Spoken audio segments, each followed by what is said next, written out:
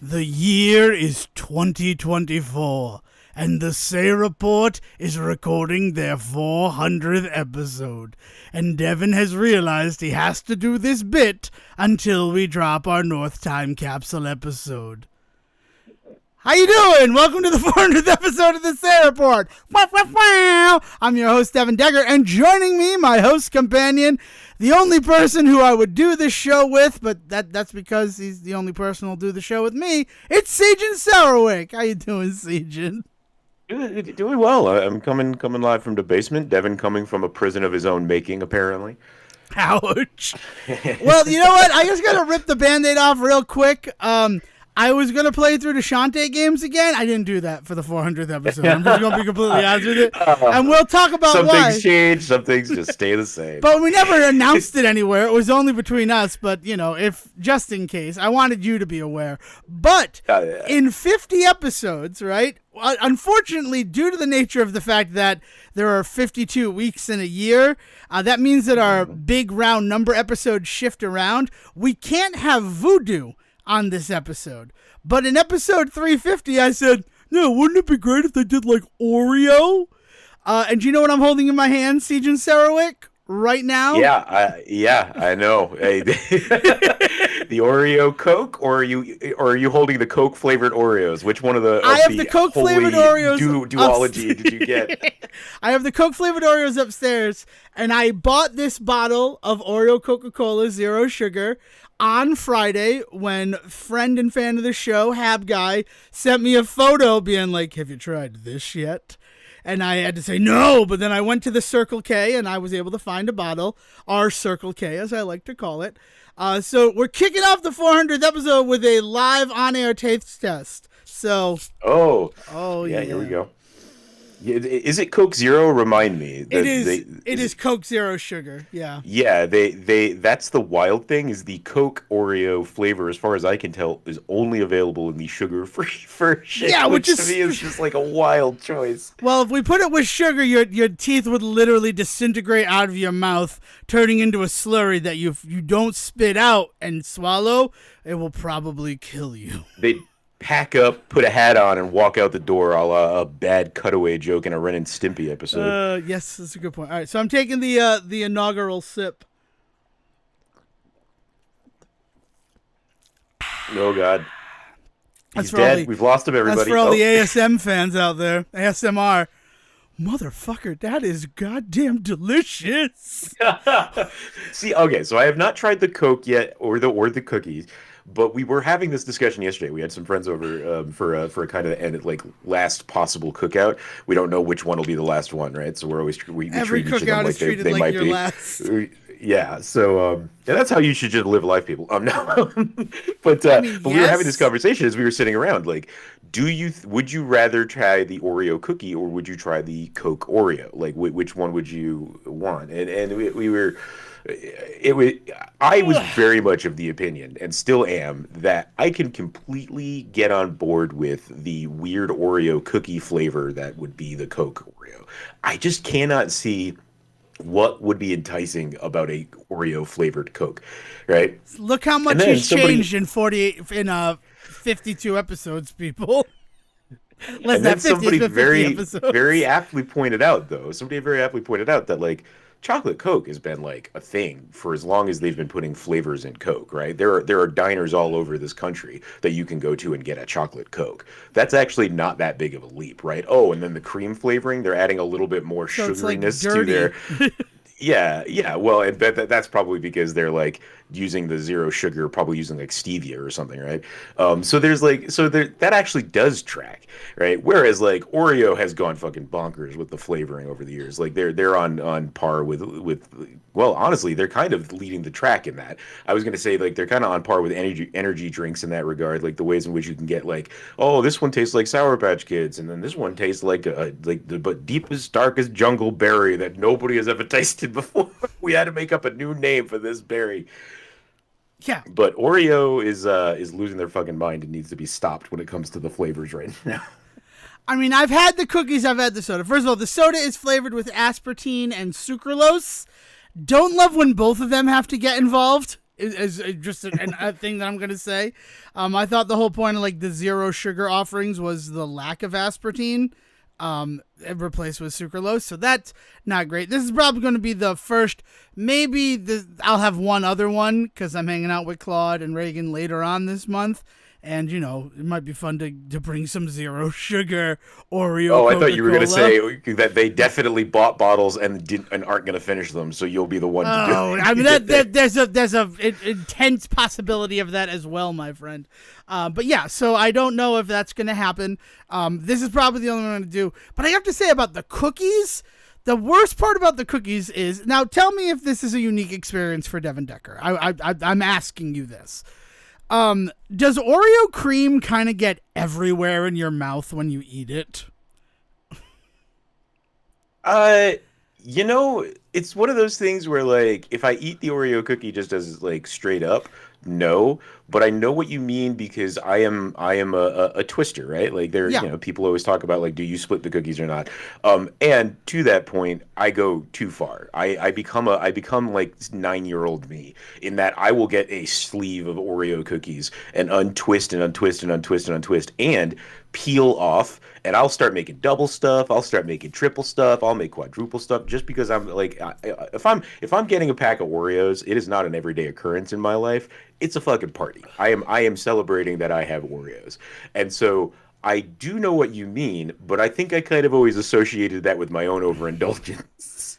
No, I mean, it's one of those situations where, like, even if I eat it as a cookie, if I don't twist, and I do twist, and also, for the record, 4 stuffed is technically mega stuffed, right? Oreo has done the work. Jeez, it's so crazy. Yeah, again, they need to be stopped. Yeah, yes.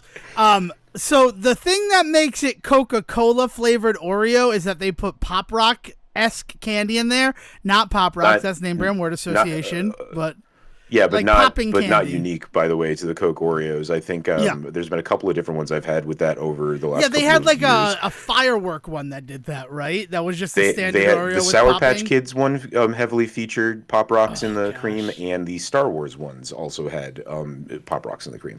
Yeah, right. So that's those represent the metachlorians. I told you I could say metachlorian in the 400th episode.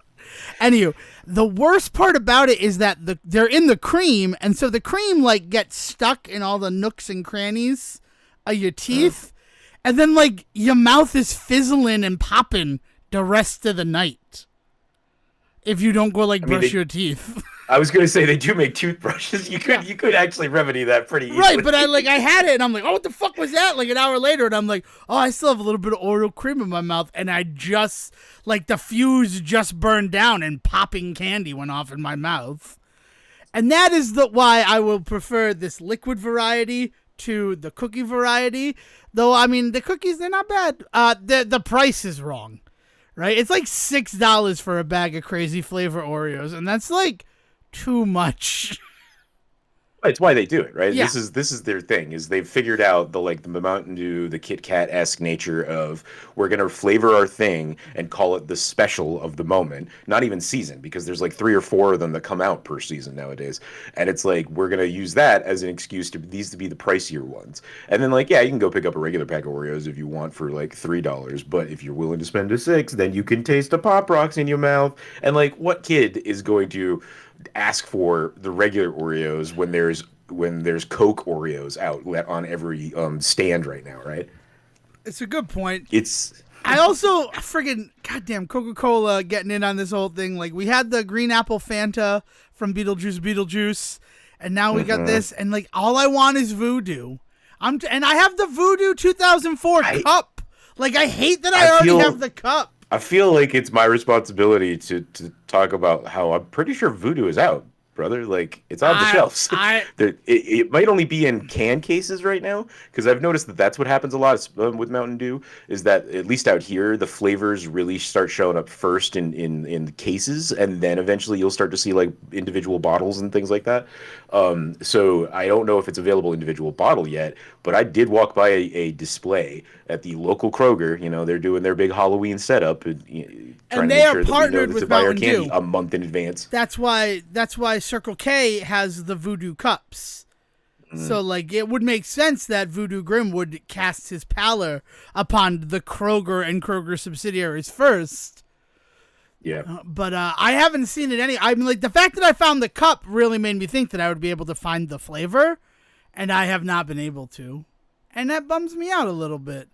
Like, yeah, no, I know it's supposed to be out, Siegen, but I just haven't found it anywhere.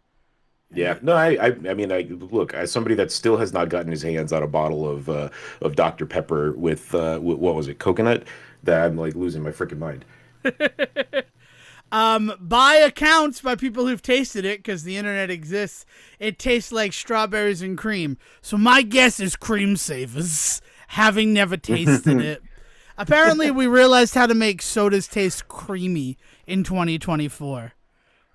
Good for us as a it's a big move in beer right now to do the same thing, to do like orange cream and like coffee cream and like cream flavoring in beer, in craft beers right now is a big thing. And if it's done well, like all things in beer, in craft beers, if it's done right, then it's just a good beer, and that's great. But the problem is that you really only focus on the hook, the kitschy flavor part, when it's not that good of a beer, right? That's the only time in those situations where that flavor really comes to like the forefront, and you're just like, yeah, I don't need more of this. So there's a few craft beers out there that are doing the cream soda-esque nature thing to them, and that I'm not a big fan of. That bothers me because like Genesee Cream Ale's been doing it since 1960. Like I heard this.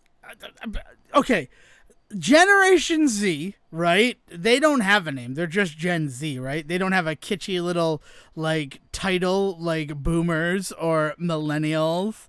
The Gen Z doesn't have. I think Gen Z, like capital G, capital Z, is what we are going to probably refer to them as. So I read that there are people who are now calling them the Columbus generation, because they act like they've discovered everything for the first time. And this is because, dude, have you tried Coca-Cola with like soft serve in it? And they're losing their minds about this on TikTok. And it's one of those situations where like, that's just a Coke float, man. It's just a float. Yeah, floats are awesome. Like, don't get me wrong. Congratulations, you guys have like found out about them, but you didn't invent them. Right? All I can think of is Hooper X in friggin' Chasing Amy with like, everybody wants to think they're Columbus doing something that's never been discovered, but it's all been said and it's all been done.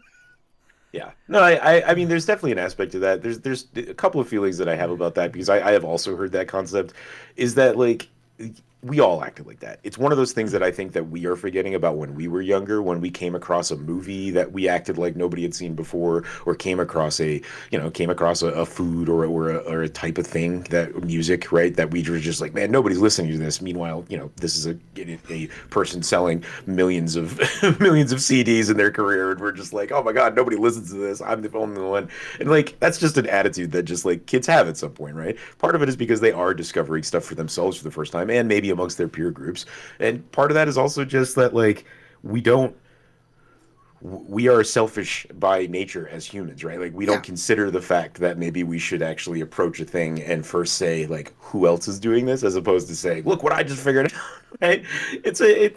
I can't get too mad about that. The other side of that would be also that they very much strike me as a generation that is trying to simplify.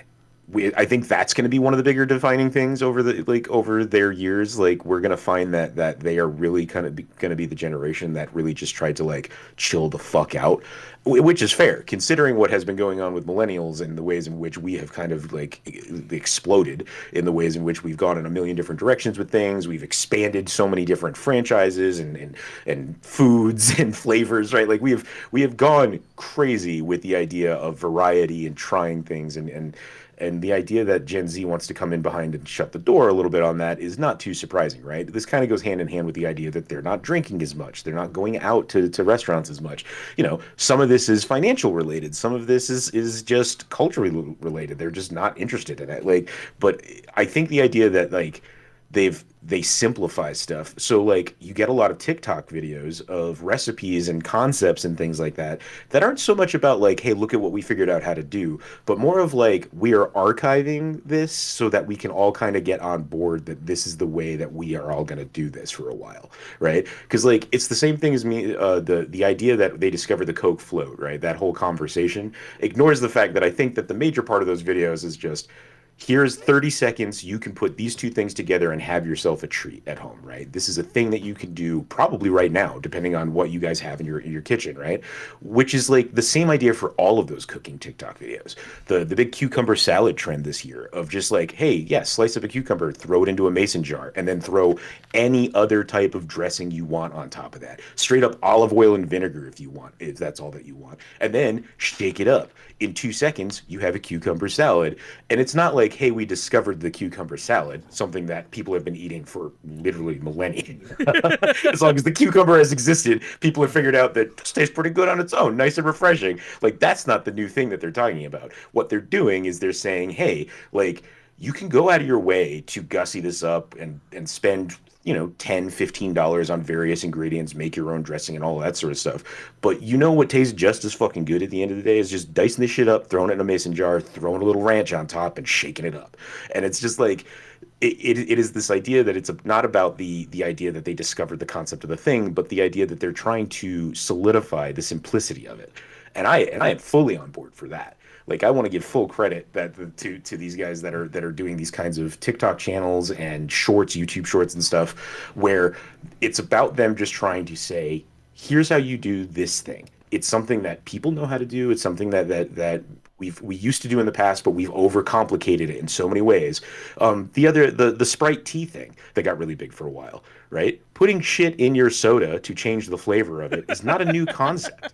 But the idea that they figured out you could put some tea bags and some Sprite and suddenly you've got this really cool treat in 20, 30 minutes. And like, how easy is that? Because you can just do it in the bottle it comes in. Like, I love that. I love that shit. I'm glad that you love that shit. It does not bother me. I will say that. I bring it up the way that I bring it up. But I just thinking about the idea of like they're acting like they discovered things. You're not wrong. Everybody acts like I discovered this thing. The difference for Gen Z is the fact, I feel like such a fucking like talking head right now. I feel like an asshole. I'm sorry. But it is the fact that they catalog and video everything to share it out there. Like that's the bigger thing. Like everybody thinks that they invented that weird S. Where did that S come from, by the way? The 6-line S? Does that have a name? It comes from some artist. Hold on, I'm gonna look that up. You just gotta look it up while I'm talking. But like everybody acts like they discovered these things, and I'm okay with it. But the difference is, and to their detriment, because you're not wrong. It's not bad to have like a cute little video. I'd be more willing to call Gen Z the plagiarism generation, because once one person makes a video, they all feel like they need to make that same video. And I don't grok with. I'll be completely honest with you. Sorry to steal your grok there, but no. I was thinking of I was thinking of John Narr, and he was a graffiti artist in the 70s that used it a lot. Like that's where I was thinking when I was saying it was some artist. And apparently while he is one of the earliest names attached to it, and this is Wikipedia, people, this is not me doing a deep dive, but like apparently being one of the earliest ones attached to it, even he's not considered the creator of it. It actually is so much more vague than that. It's folklore. It's a piece of folklore that like has just nobody knows the actual origins of it. It's something that has been handed down forever, and generations of kids teach generations of kids to do it. The exact phrase they use here is child lore. Wow. I mean, it's crazy. It's one of those things. The idea that people, right? But the idea that somebody does it and then was like, "Oh my god, that's wild! I've never seen anybody do that before." You have that moment, right? You have that moment in your life where like you were introduced to the thing, and this is one of those wild things that apparently, as humans, we are just super impressed by. It's trademarked in the U.S. That pisses me off.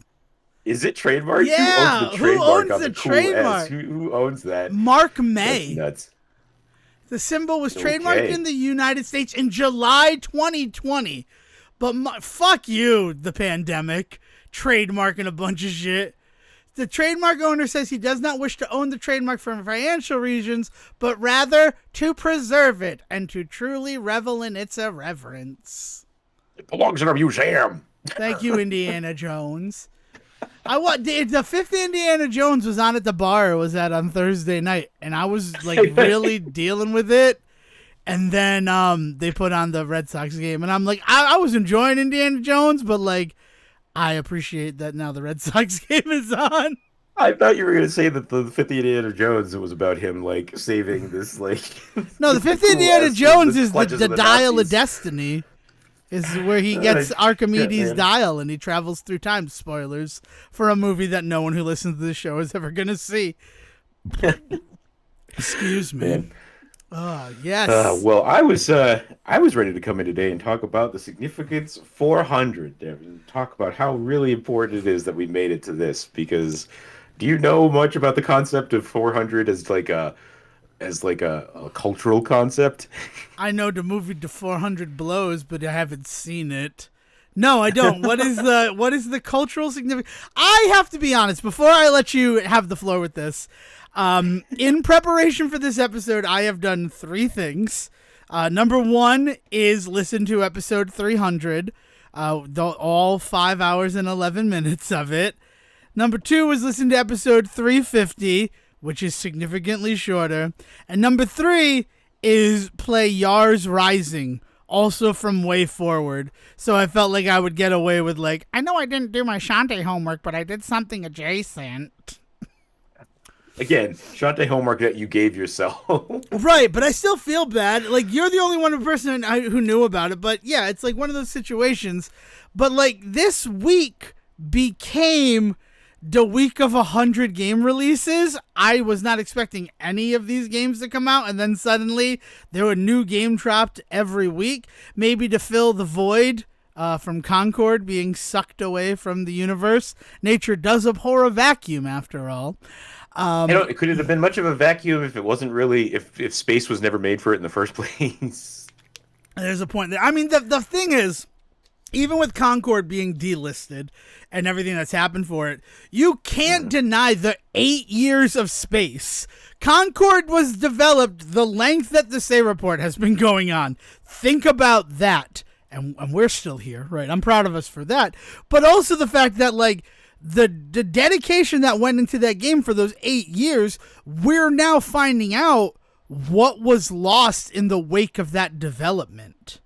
Only truly matched by the dedication of the 61 people, I believe they said, that achieved the platinum trophy in that game. 64, maybe? Yeah, something along low those 60s, lines. I know that. Oh, I could look it up. I'm sure I could have it. But kudos to them. Well, especially because, like, one of them was to die a bunch of times. Did you see any of those compilations? Yeah, of like people just killing themselves? They just found, they like Super Mario like 1-up cheat like style found one spot where it was really easy to just like throw yourself off, respawn, and do it a bunch of times. And so like yes, that was a big thing in my YouTube Shorts reels for the last couple of weeks. Yeah.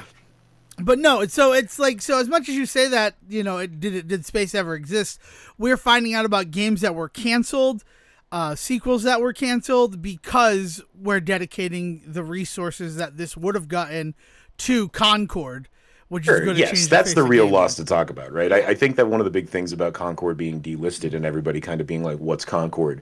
I think what's getting lost is that idea that like Concord was one of those things that Sony had really kind of hedged their bets on, and because of that, other things had been pushed out of the way, right? Like we've seen many a game not appear that we were expecting, or maybe games that were announced that slowly kind of died off, or maybe straight up got canceled.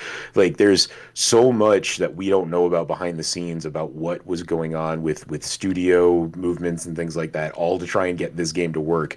And now that game don't even exist. It was out for 2 weeks. How long was it out? 4 weeks? I think 10 days is the full time of it, because it released on, I believe, a Tuesday. And then it went to the next Friday. So, yeah, that'd be 10 days. It's wild that they saw such little promise in trying to keep it alive. Like we live in an era in which like the Avengers game got from Crystal Dynamics got like a huge set of legs on it, even though it had nobody playing it at first. And like even Suicide Squad, right? Like think about what happened with that earlier. Justice League or Suicide Squad kills the Justice League, right? Like that game, which infamously had like so many detractors, even that was given time to try and get onto its feet, right? I can't believe how fast they pulled Concord. That's maybe the most surprising part of the story to me, and the most evidence that they had no idea what was going on with that game, even when they released it. Is like what that says to me is they didn't even have a plan B. When that game came out and fell on its face, they looked around and said, "We have no idea how to actually make this game work, so let's just pull the plug on it." It is such a clear admission that they had that after 8 years of working on that game, they still had no concept of it. And you like so like it was in the same vein as things like Overwatch, right? Paladins, Apex, Battleborn. yeah. And so like in that idea, like in that space, I like to not have plans of like, oh, other characters that they were going to release that maybe they could speed up development on, or maps or gameplay modes or something, like just to like they must not have had any map in place for where that game was going to go, because generally what you would hear when those games, because these games all have kind of had rocky starts for numerous reasons. Sometimes it's just like server issue stuff that really is kind of getting in the way, which sucks with an online, massive multiplayer game and all that sort of shit. But like sometimes it was straight up just like this game's concept's not working, and we've heard about in all of those games about like how development shifted halfway through, complete style changes to characters and stuff. And like I don't know, like maybe it was Sony trying to be kind of progressive in its development of not putting a bunch of artists through crunch to completely change the game, not firing a whole bunch of people because they didn't agree with the way that it was going. But like somewhere along the line, some decisions were made that put Sony in a position to put out a game that they kind of had no business putting out, essentially. And that's wild. That one of the big three was responsible for that, not just some like side developer of some kind. Okay, so the really wild thing. So I have the dates now. It was August 23rd to September 3rd was when it was available, but then the servers would stay on through the Friday, September 6th. But they stopped sales of the game. They recalled all sales in the wild and began refunding automatically on the 3rd of September. So it's still roughly 10 days, because of, how time works and everything like that. But yeah, so that's it. So, but if you did own it, they did give you you have 3 more days to play it. Your favorite game that we're taking from you, and that they literally took from people because Sony went out and erased it from consoles, which that's a thing to take notice of. Because if they can remove a game, this isn't like a PT situation where like people have PT still downloaded and can still play it, even though it's not available anywhere now. And like there's like a black market for consoles that specifically still have PT installed on them. Like that is like a thing people can go looking for on the internet. You can't do that with Concord. Concord, they went out hunting. Yeah.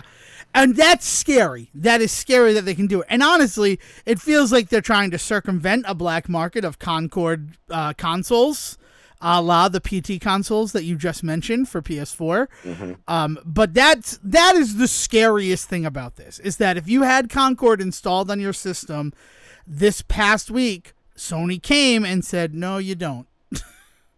Yep. And what could they do that with everything? And then on the two sides of Concord, right, the bread of this Concord sandwich, well, actually, Concord would technically be one of the pieces of the bread, because I'm fairly certain Astrobot came out on September 6th. It's like, we got to clear the way for Concord, for Astrobot. Mm-hmm. Get rid of Concord. They ended up going and releasing on the day that they shut down the Concord servers their best received first party game ever. Yeah, at least for this generation, for sure. Like we're talking about a level at which we have not seen first party success for Sony since the PlayStation 3 era. Yeah. So that's something, right? That like Astrobot comes out and people will not shut up about it. I'm playing through it. I'm enjoying it. But the thing that is like everybody talking about it is very cool. But also in the wake of Concord, which was this huge, it was 12 dozen eggs to the face, right? That was gross for Sony. And then they come along and they release Astrobot, and that's a real win, right? Despite the fact that you cannot find the controller, the Astrobot theme controller is just gone. And that is a bummer because, the controller in the game looks like that controller. So, like, you'd really feel like you were immersed if you got the controller with it. I think that they're counting that as a win as well if they were able to sell it as stock on a new controller. Right, but it's one of those things where, like, nobody is celebrating that part. Nobody is celebrating, like, and they sold out of the controller. People are like, classic Sony not creating enough for the demand. So it's not 12 dozen eggs. It's like one egg being thrown by a minority voice on the internet. Saying that, like, why wasn't there enough controllers? Why are the controllers going for $500 on eBay? Which that's hyperbolic. I can look up how much they are. But then they have Astrobot, right? And literally everybody stops talking about Concord because they delivered with the Astrobot controller. The Astrobot game, right?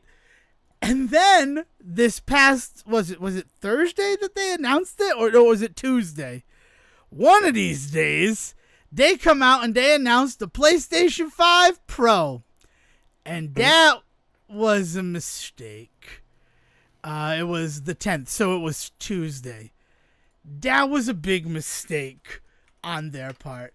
Because you know how much that costs? I know you know how much it costs, but tell the people how much it costs, Adrian. Well, so $700, right? They announced the Pro and they announced a price tag of $700, which sounds like a lot. People said that comparatively, it's actually pretty on par with like the PlayStation 3, or the PlayStation 3 would have been more like around $800 with inflation. I believe is what's being said. Right? Yeah, exactly. And so like they're saying it's actually not the most expensive thing Sony has ever put out, but important things to point out was that the PlayStation 3 had a lot of promise outside of just being a PlayStation. It was also a big thing for a lot of households to also look at it as an investment in a Blu-ray player and things like that, right? And a digital entertainment device, because it hooked up to the internet and you could put Netflix on it and things like that. So there was a lot of like caveats to the PlayStation 3 that a lot of people were willing to put on that price tag that they're not willing to put on this one, which is fair. I think I think it's important to consider what the market existence was at the time of their more expensive console, and again with inflation, being the PlayStation 3 all those years ago. Like so there's definitely a conversation that I think is worth having about like $700 being a lot for a console, right? But I have a real problem with the number of people out there that are talking about how the buying the PlayStation Pro for $700 is a joke. You can just go and do A, B, and C instead. Some people are saying Steam Deck. Some people are talking about just building your own PC. Some people are talking about investing in the Xbox ecosystem and stuff like that.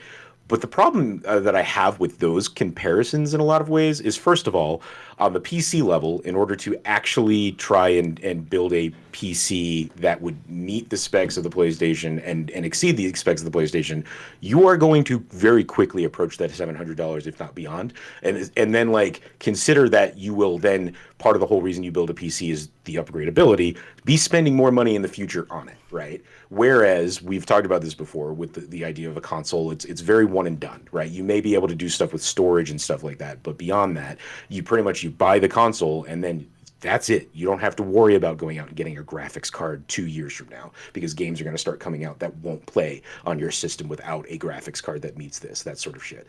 So there's things to consider in that regard. And then, the Steam Deck thing is just wild because like you can buy like refurbished ones, which are used consoles that were returned for some reason, like as good and refurbished as they may be. At the end of the day, you were not getting an original piece of hardware. You are getting something that was used and returned for like $250, $300, but you're not necessarily getting the space. You're not getting the ability to hook it up to a TV. Like there's really not much we can compare the PlayStation Pro to except for maybe the Xbox stuff.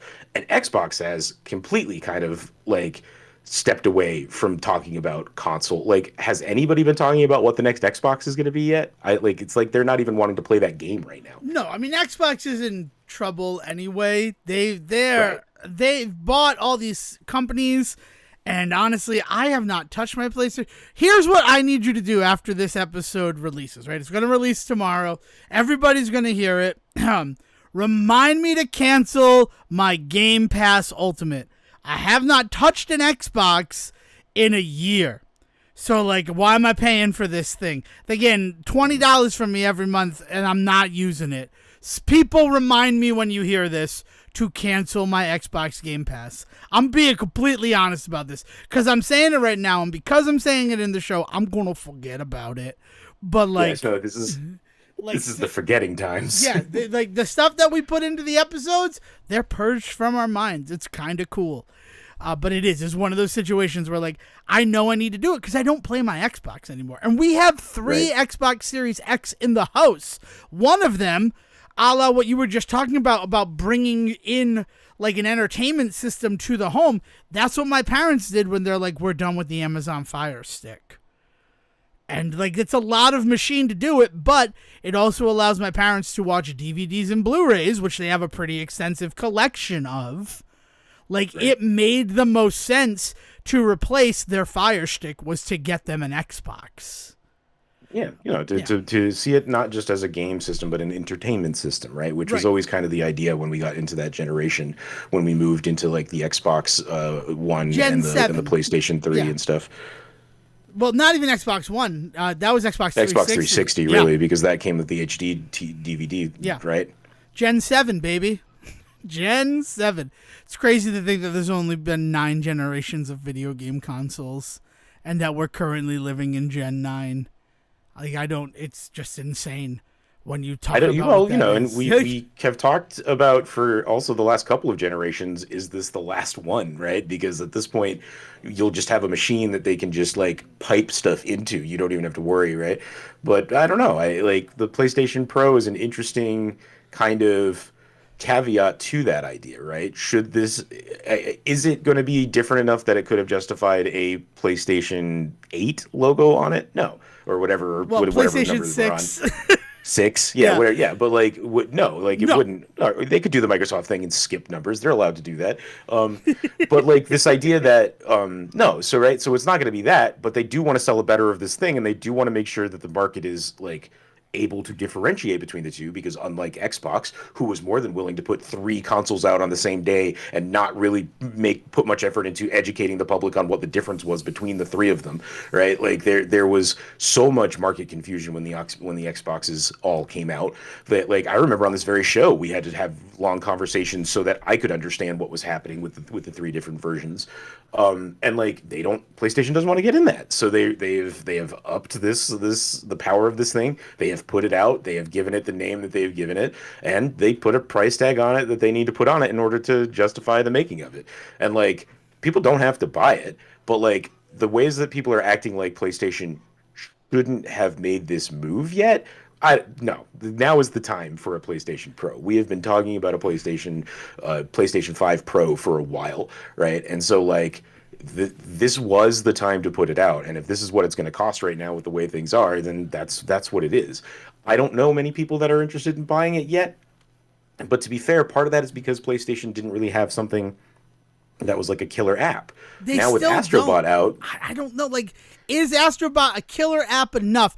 If I would totally believe you. In fact, I was working on the theory that Astrobot runs like shit for Dale. And it's crazy to me that Astrobot lags on Dale's day one PlayStation 5. It lags. And I'm like, what do you mean it lags? And then I watched it and I'm like, why is that happening?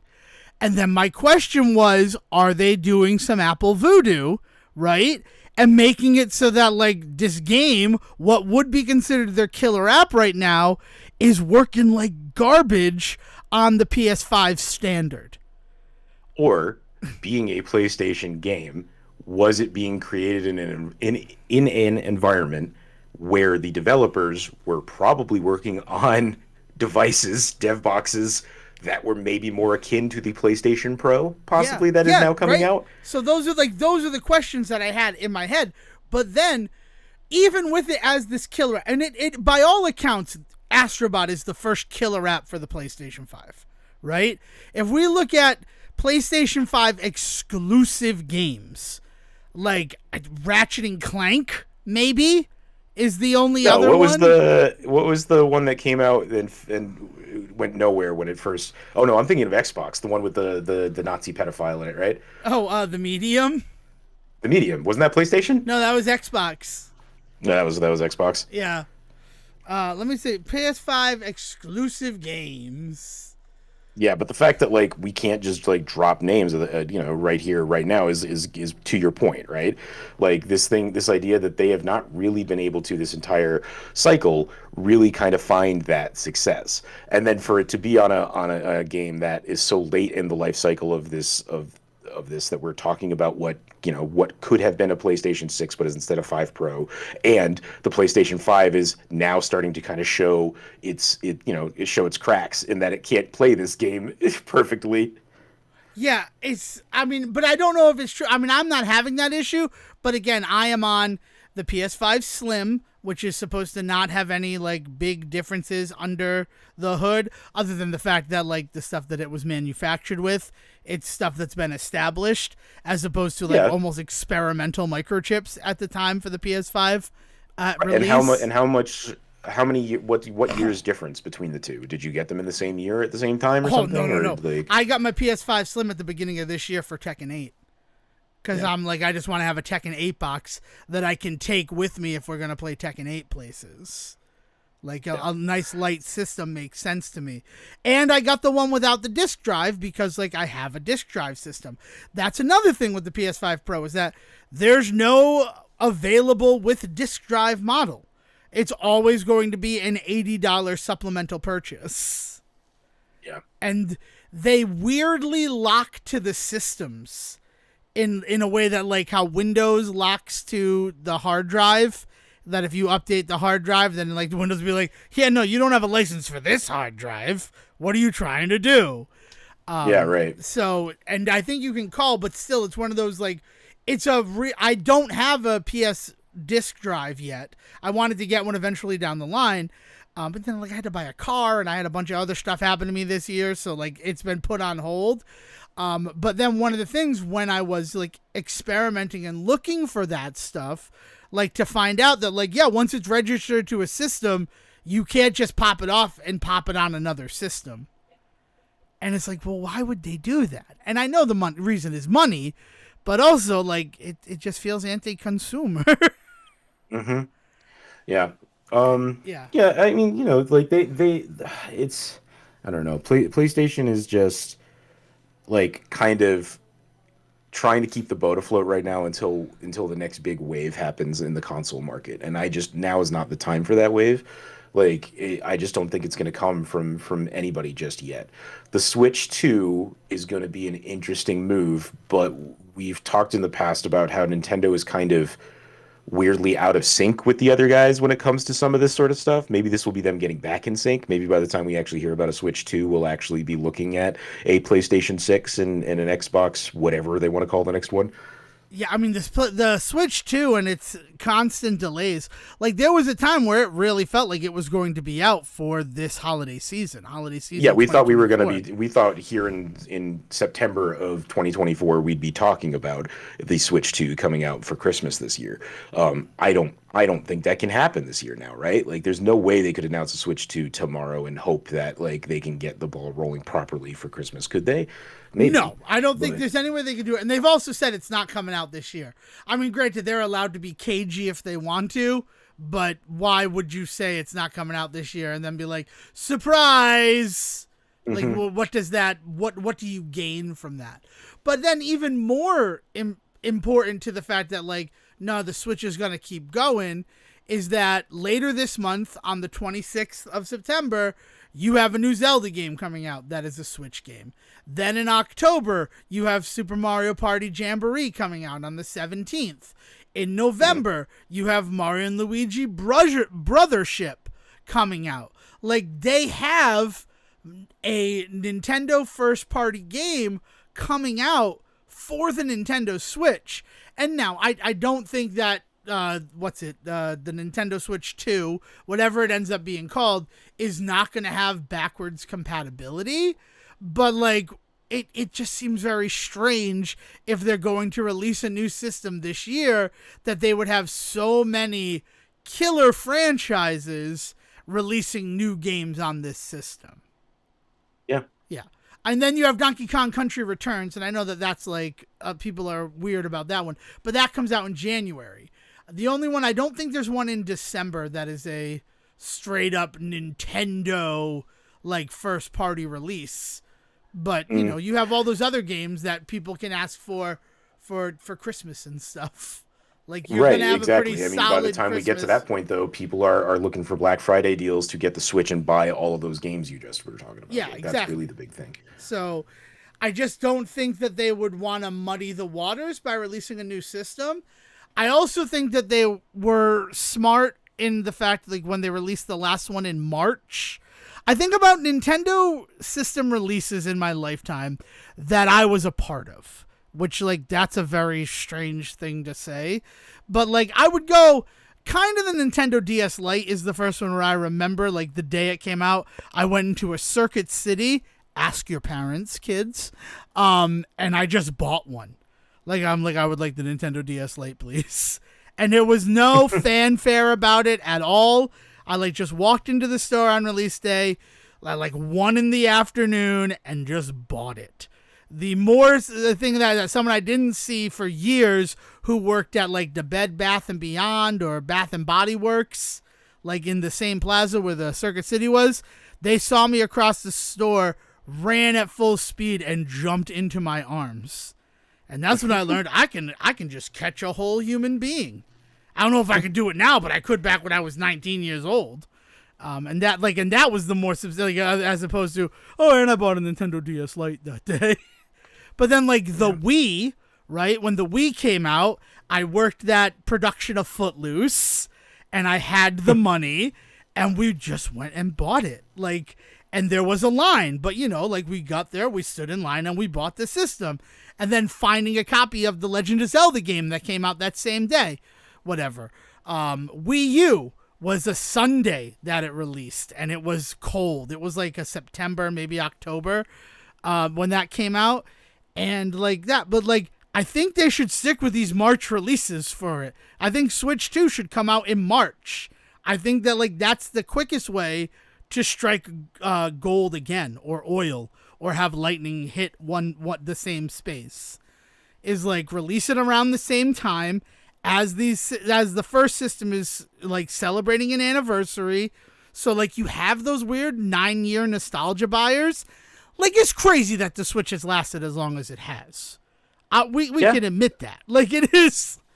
And still getting games released on it that are, like, talked about games. Meanwhile, we're sitting here talking about PlayStation really struggling to get something in front of people its entire existence for the PlayStation 5, right? And the idea that the Xbox has hit a point where we really haven't talked much about anything for the Xbox for the last year. Meanwhile, Nintendo feels like they're still riding their stride with this, right? Like, it's not just it's been around for 9 years, but it's been around for 9 years and there's no signs of it slowing down. Yeah, and that's insane. But then everybody thinks that the Switch 2 is probably going to fail. Like, that whole thing that's been in the water has been very strange. Why? Why would it fail? I don't know. That's weird. That's like everybody talking about every Pixar movie that comes out being the one that's going to quote-unquote kill Pixar. Meanwhile, they now hold the record for the most successful animated movie of all time just this year. Just like that they got just this very year. Well, I mean, I don't know, man. Like, people that want to try and guess that, like, it's going to be the downfall, they're going to be the doomsayers out there, like that I won't play that game. Like, talking about the ways in which it's going to need, like, improvements, talking about the ways in which it's going to work for some people and not others, like, I think that's fine. I think, though, like, stuff like the Switch, it's going to end up in the hands of people that don't even really kind of necessarily enjoy it so much, because that's what happened, or the Switch 2, I mean, but because that's exactly what happened with the Switch, right? Is the Switch was one of those consoles that I was convinced when they announced the Switch wasn't going to go very far because the Wii U hadn't gone very far, because what I had been seeing around me were people just not wanting to engage with Nintendo shtick. And so I was pretty sure that it wasn't going to do well because I didn't know anybody around me that was talking about actually wanting to buy one. And then it came out and people did. And I was like, oh, this is, I mean, I'm happy that people decided to buy into this thing, but what happened to all these conversations we were having? I like, it's why I'm not like a marketing guru, right? Because like, I guess I was reading the room that poorly, but like, I wasn't expecting it to be the Nintendo killer. Like, I didn't think the Switch was going to come out and ruin Nintendo for the rest of eternity. I just thought it was going to be another Wii U situation where one guy in our group was going to get a hold of it and we were going to go and hang out at his house to play it. But then after that, none of us were ever going to engage with it again. Right. And like, no, like they proved me wrong in a big way. And so I have to assume now that the same thing's going to happen with the Switch too, is that like, people can guess all they want that it's going to fall on its face, but there's going to be so many people in your life that are going to end up buying a Switch 2 because it's a Switch 2. Why not?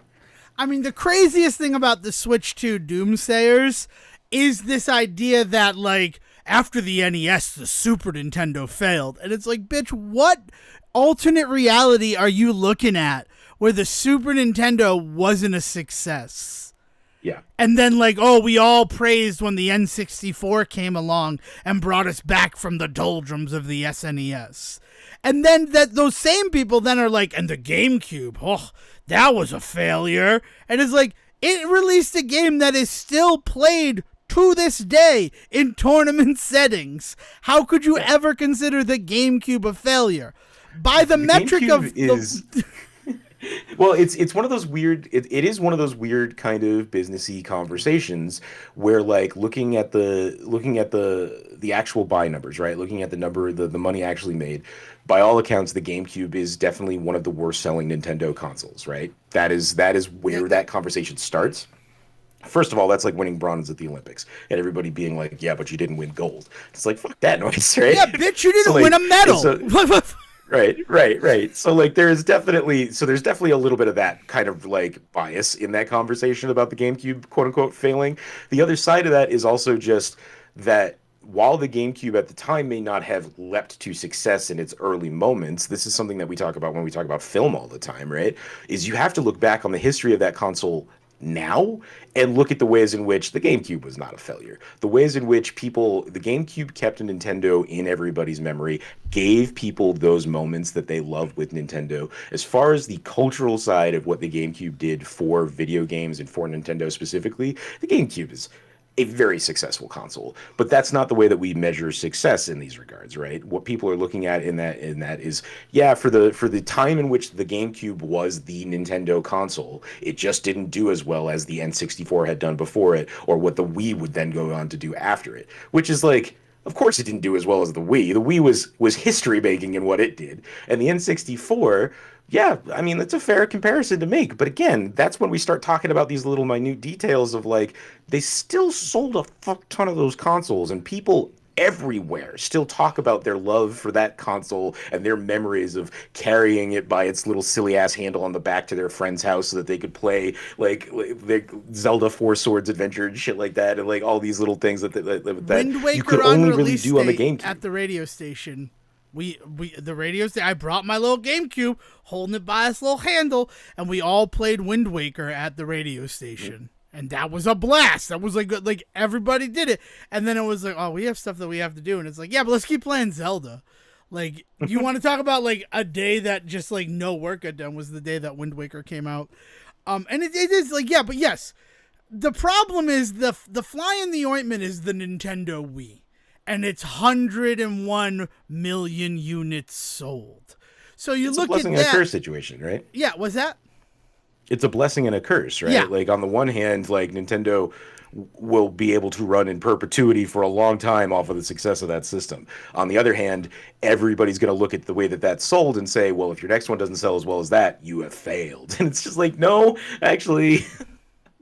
Yeah, I mean, because, like, yes, the NES sold 61 million units, and then the SNES sold 49 million units, but you can't look at the SNES as a failure, right? It was everywhere. People were playing it. It has created games that still to this day are being played and modified, right? Super Mario Kaizo Hacks and Legend of Zelda Link to the Past randomizers are two of the biggest things that you can find on Twitch, right? They're always represented at Games Done Quick, some of the biggest gaming events that exist in the world right now. I mean, there are definitive versions of characters and stories that we think of in video games coming from the Super Nintendo, versions of those stories, even though there may have been versions on the NES. Before that, arcade versions or what other, Famicom version, like other things out there that these characters existed in got solidified. Like, Donkey Kong, right? When I say Donkey Kong nowadays, people will think of Donkey Kong Country. They will think of, some of the youngest people out there, they may even just straight up think of like Seth Rogen playing him in the movie, right? But when we talk about Donkey Kong and the crew from Donkey Kong, like that is all Super Nintendo started. Before that, Donkey Kong existed, but he was not that character. They redefined who he was in the Super Nintendo era to the point where that is the version we all know and love now. Right, and that's just one example, but there's tons of examples like that. And you want to be a jerk, right? Just for to take the 2 seconds, it's not the same Donkey Kong from Donkey Kong in 1982. Is his grandson. Right. It's like if you want to get deep into the lore, right? Like he is technically Donkey Kong Jr., actually, who is a whole other character that also has a rich history before the Super Nintendo. No, he's Donkey Kong the third. Donkey Kong with the tie is Donkey Kong Diddy the was third. The grandkid. No. Donk's the grandkid? Donkey Kong is Cranky's grandson. Kong is Donkey Kong's dad. No, Cranky Kong is Donkey Kong's grandfather. Because Donkey Kong Jr. exists. And that Donkey Kong Jr. is not the Donkey Kong from Donkey Kong Country. I've said Donkey Kong many times. Diddy Kong is unrelated. He's just his friend. I was going to say that I know he's not related. Yep. But he is supposed to be in like a generational difference from him, right? Like he is supposed to be like not like father son, but they're not related, right? Like he is supposed to be of a generation above Diddy Kong, right? Yes, he's like his big brother. Okay. He's an older mentor to Diddy Kong for what Diddy Kong is doing. I'm going to go on such a deep dive on the Kong family tree after this. I'm looking forward to it, but 100%, Cranky Kong is Donkey Kong from Donkey Kong 1982 in arcades. Then he has a son named Donkey Kong Jr., who was in the game Donkey Kong Jr. and Donkey Kong Jr. Math, and is a racer in Super Mario Kart. But then, for Donkey Kong Country, we are following Donkey Kong from 1982, now referred to as Cranky Kong's grandson, Donkey Kong the third. Apparently Nintendo does consider Diddy Kong to be Donkey Kong Jr.'s grandson, but not Donkey Kong's son. So he's a nephew, I guess, would be what that equals out. So then Donkey Kong Jr. is not Donkey Kong the third's father? No, he is. Donkey Kong Jr. is You said Diddy Kong. So that's what threw me off. So Diddy Kong is Donkey Kong Jr.'s grandson, but not Donkey Kong's son. So then Donkey Kong Jr. had more than one kid, Donkey Kong the third being one of them, and Donkey Kong or other Kong has Diddy Kong. So Diddy Kong is Donkey Kong the third's nephew. That fucking ruins Donkey Kong Country for me. Thanks for that bit of information. It's like a fun uncle hangout to get back my bananas. Think about that. Let's grossify Donkey Kong Country. Motherfucking Donkey Kong. Why is it weird? Wait. Why is it weird for a kid to go like spend the summer with his uncle who clearly lives in a tropical paradise, except when he gets there, adventure ensues because his very rich uncle, we're supposed to understand that the banana hoard that Donkey Kong has is quite large. Donkey Kong the third has is quite large, right? And that gets stolen. The family fortune gets stolen. So they go on a uncle and nephew adventure to get it back. That sounds like, I'm pretty sure there's Tintin stories about that. Like that sounds like classic adventure story. You do know that Tintin is not probably the best thing to hold up as an example in 2024. He was an imperialist, Sijin, taking over the world for all of his Tintin needs. I like that this is where I draw the line. No, it's just like I don't Diddy Kong just being like a kid in the neighborhood who like kind of looks up to Donkey Kong because of his wealth and success, it seems less weird to me than like, oh yeah, by the way, Donkey Kong the Third has a brother and he has a son, and that's who Diddy Kong is. So Donkey Kong the Third, right? So Donkey Kong the Third taking on a young orphaned ward, a la Robin and that Batman. being like his sidekick. Like, let me put this child in danger that I have no connection to makes more sense to you than the idea that they are both in it to save the family fortune, which is like a pretty good like driving factor. I just don't like there being a familial connection between Donkey and Diddy.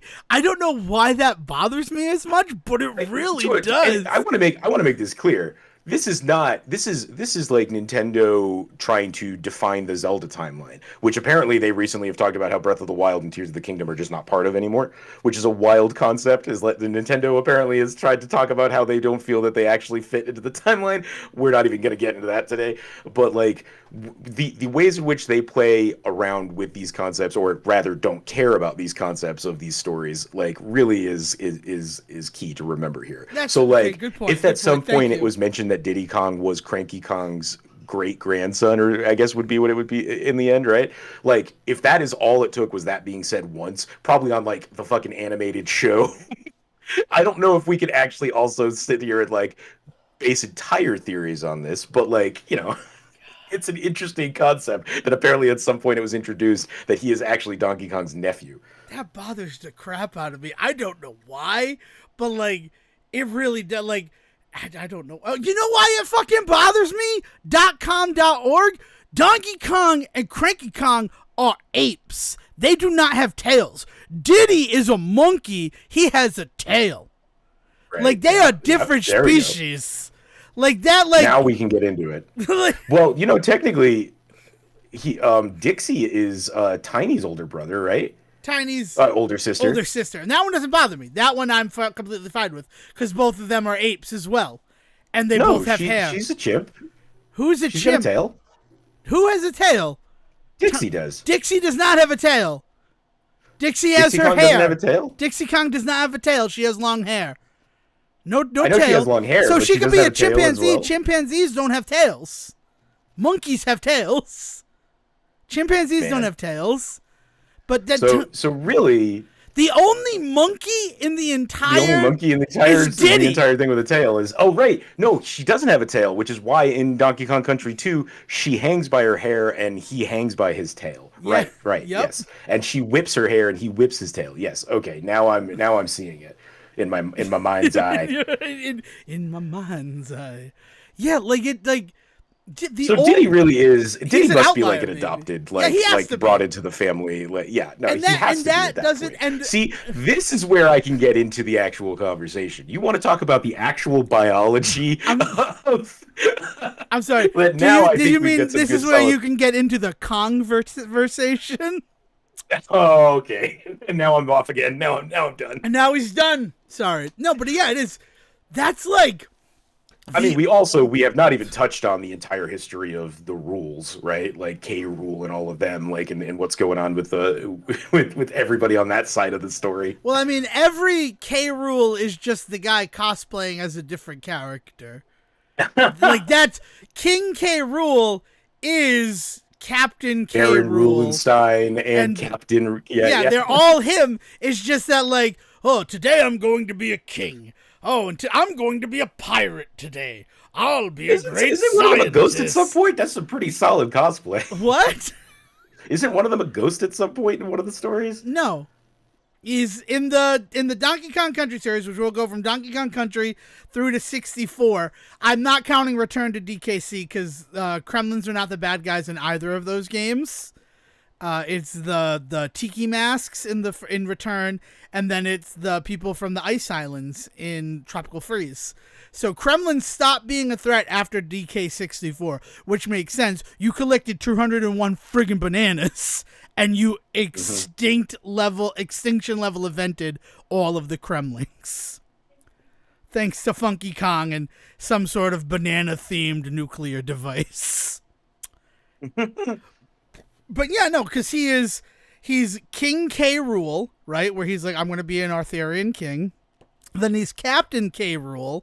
All of these are cruel, right? Like that's what it's supposed to be. And then he's Baron von Krulenstein. Nice pull, by the way. I imagine you're looking at something, but even if not, then it's even better. And then is that one Tropical Freeze, or is that one? That's Donkey Kong Country 3. Is where he's. That's 3. No, that's 3. Yeah. With Tiny and with Dixie I just remember and that Kitty. because it's my. If you remember that one, if you remember Baron K. Rulenstein, then you can remember the rest of them because that's the longest one, and everyone is in that one essentially. True. But then Donkey Kong 64, he's like kind of back to his king persona, except the final fight is a boxing match. That it still bothers me. The tiny section of that still bothers me because you gotta get Tiny and crawl inside of his shoe and shoot his feet with little feathers, and I don't like it. I don't like the tiny section of that fight. But yeah, that's these are all things that we can think about. Yeah, Diddy Kong's the only monkey, huh? Like biologically not an ape. Yeah. So he must be somehow brought in. How did he end up on this island with these monkeys, with these apes? Right. Which at that point, then I would imagine that Donkey Kong, right? Donkey Kong the Third, right? Every time you call him Donkey Kong the Third, all I can think of is Thurston Howell. I'll be completely honest with you. But he is Donkey Kong the Third, technically.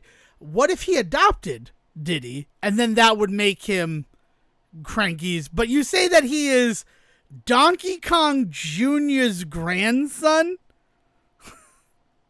This was again. This was. I know it's Nintendo would be a Nintendo, but I just need to make sure that I'm hearing it correctly. Yeah, like this was a one-off. Like not a one-off.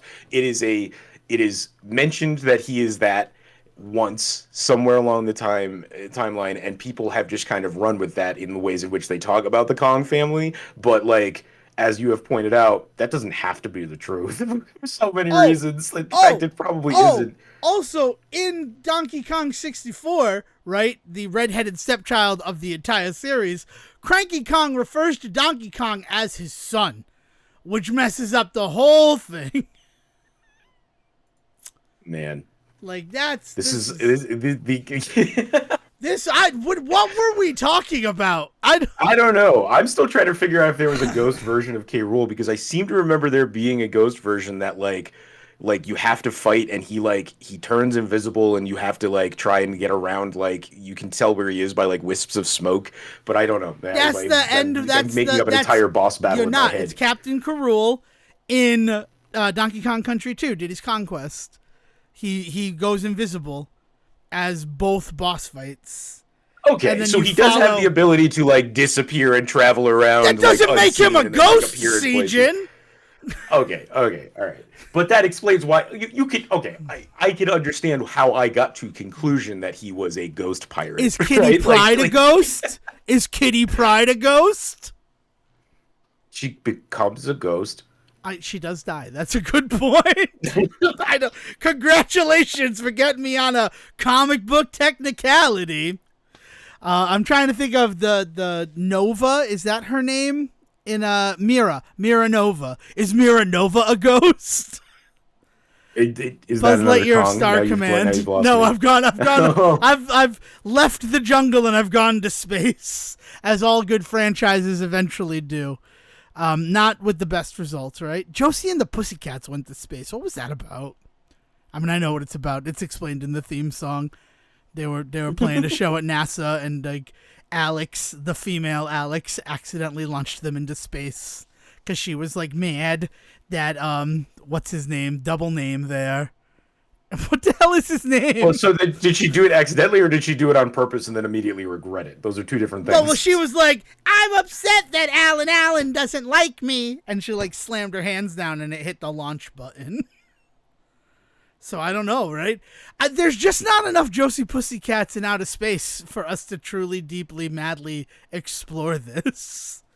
But who This knows?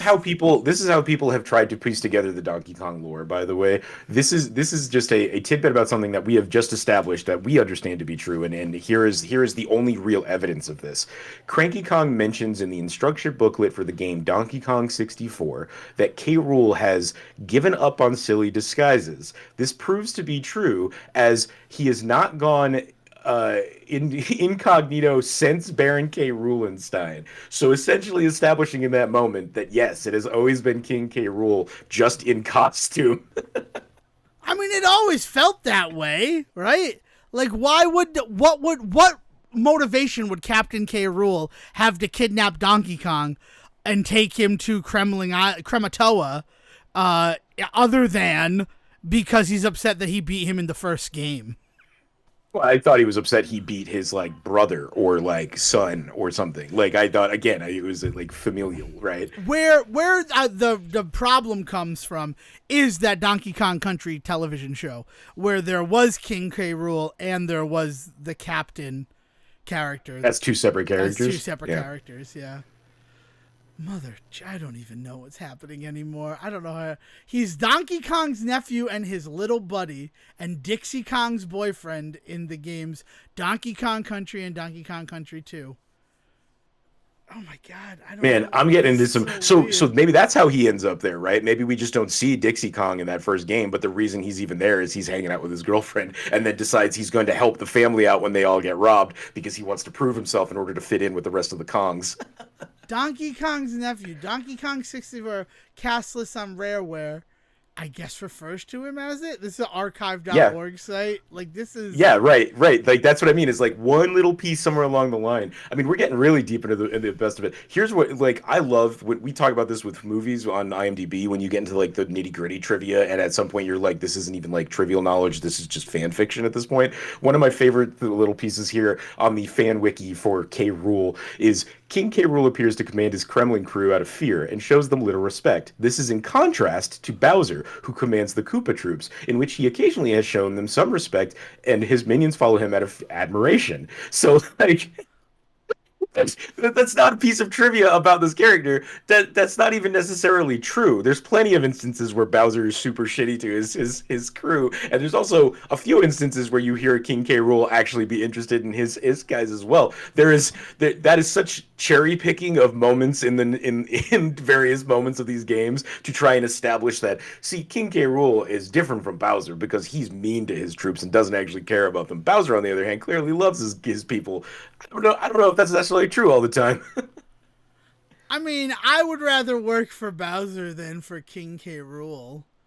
Granted, I think it's easier to hide in Bowser's organization. I think working for Bowser is definitely the better option, because you could work for Bowser, collect whatever measly paycheck you probably get for doing that, and then go like fuck off to like Koopa Town or something and like never actually have to do anything that bad. You know how often in those games, especially in like the Paper Mario games and stuff, somebody who works for Bowser will help you out for a little bit because they're just like, meh, this is actually probably best for everybody if I do this instead. But they don't ever like renounce Bowser. Like they're still working for Bowser. This conversation has taken a turn, and I'm not mad about it. It's taken a turn. I mean, here are the facts, right? Working for Bowser or working for King K. Rool, your paycheck, measly as it may be, you're getting gold coins in fucking Bowser's organization. You're getting bananas in King K. Rool's organization. You might get the occasional coin. It's you might get a banana coin or a bear coin. Yeah, it's just going to be a giant fucking coin that you can't do much with because the only people that accept those are Kongs. Right? So like there's that. Also, in the King K. Rool organization, as far as I know, there are a lot of bonus rooms, but a lot of the bonus rooms are like kill everybody in this bonus room. Right. No, yeah, my thing about like there's more room, I meant that literally like physically as well. Like not only is it a larger organization, so like within the hierarchy you can hide, but also physically there's just so much more space to what Bowser considers to be his kingdom, because he literally just considers everything to be. So you can take that job and run away, and it's not really running away because you've never left his area of, you did. turtle. I didn't go AWOL. Is, right? I just took up residence inside of this pipe room, and if Mario ever stops by, I'm going to deal with him. Yeah, I'll do it. I'll do something. I'm gonna go live on this town on the docks and like run my own business. But yeah, sure, I work for Bowser. Why not? Right? Whereas like K. Rool, like if you're not on the ship by the time we leave shore, you're not working for me anymore. I'm not paying you, and I will sacrifice you if I need to. And it's like, oh shit. Well, I mean, you want to talk about the King K. Rool of it all? Everybody on the Kremlin Island, Krematoa, like they all die. That guy who's like kind of helpful to you, Clubba is the boss. I don't know the name of the one that you give the bonus coins to get to the lost levels. I gotta. Are we recording right now? Is this really happening? You tell me. Yeah. It's just like that guy dies, and that guy's like a pretty good friend to you throughout most of the game. But you're like, no, yeah, we blew up that fucking island and sank it into the ocean. Everybody on that island died. No one on that island survives. Except for K. Rool. We know that it's very established within the world of Donkey Kong. As much as King K. Rool might not have been a ghost, which I thought he was, or Captain K. Rool, I guess as it were. The craziest thing to me. A conflated Monkey Island. He turns invisible and floats around the stage and then reappears and shoots at you. The idea that he would be a ghost in a series you fight that three then goes on to ghosts introduce in that level. Like in the game, you fight the big skeleton ghost. Right. Dagger, you fight Cloaker, and the fifth world boss is the first world boss, Ghost. So, like, I get where you get there. It's just like... And we get the introduction of, in 3, we get the idea of the ghost of Cranky Kong, right? Isn't that the one where Wrinkly after he Kong's has quote-unquote ghost died? Shows up in 64. It's Wrinkly Kong. Cranky lives. Wrinkly Kong, Kong is the ghost. Wrinkly Kong is the ghost in 3, right. Yeah. No, in 64. This is a world where ghosts. This is a world where ghosts are part of the lore. Yeah, ghosts exist in the world. Stop bringing up 3 and putting shame on 3. I really like Donkey Kong Country 3, despite its. Why would you think anything I would say is shameful? Because you keep saying that Wrinkly Kong was a ghost in it. She was an aerobic. Like, it's sad.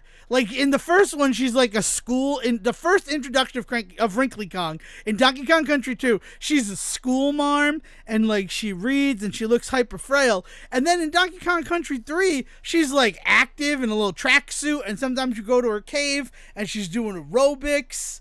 And then they kill her in the next... They frickin' fridge Wrinkly Kong. Right? Like, what the fuck is that? That echoed like crazy in the studio. Ooh, the ghost of Wrinkly Kong. Why is 400 significant, Siegen? I don't know how we got on the Donkey Kong Country bus. I love that we did. Something about Nintendo and all of that, but the 400th episode is significance because of what?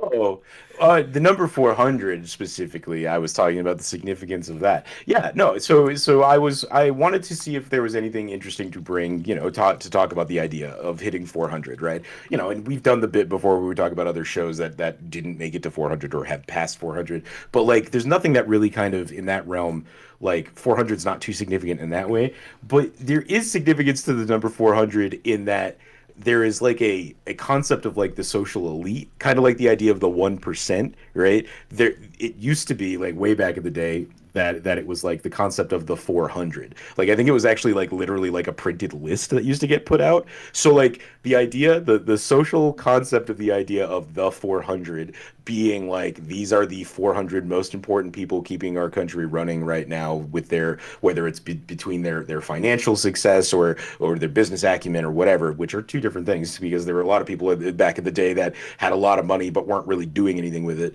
that kind of thing. But But yeah, the concept of the 400 is like this idea that like there are 400 people that like are really making sure society is going, and that idea that those 400 are really the key 400 people. And so all I could think was just like, oh, so that means pretty much everything after this is unnecessary. Ouch.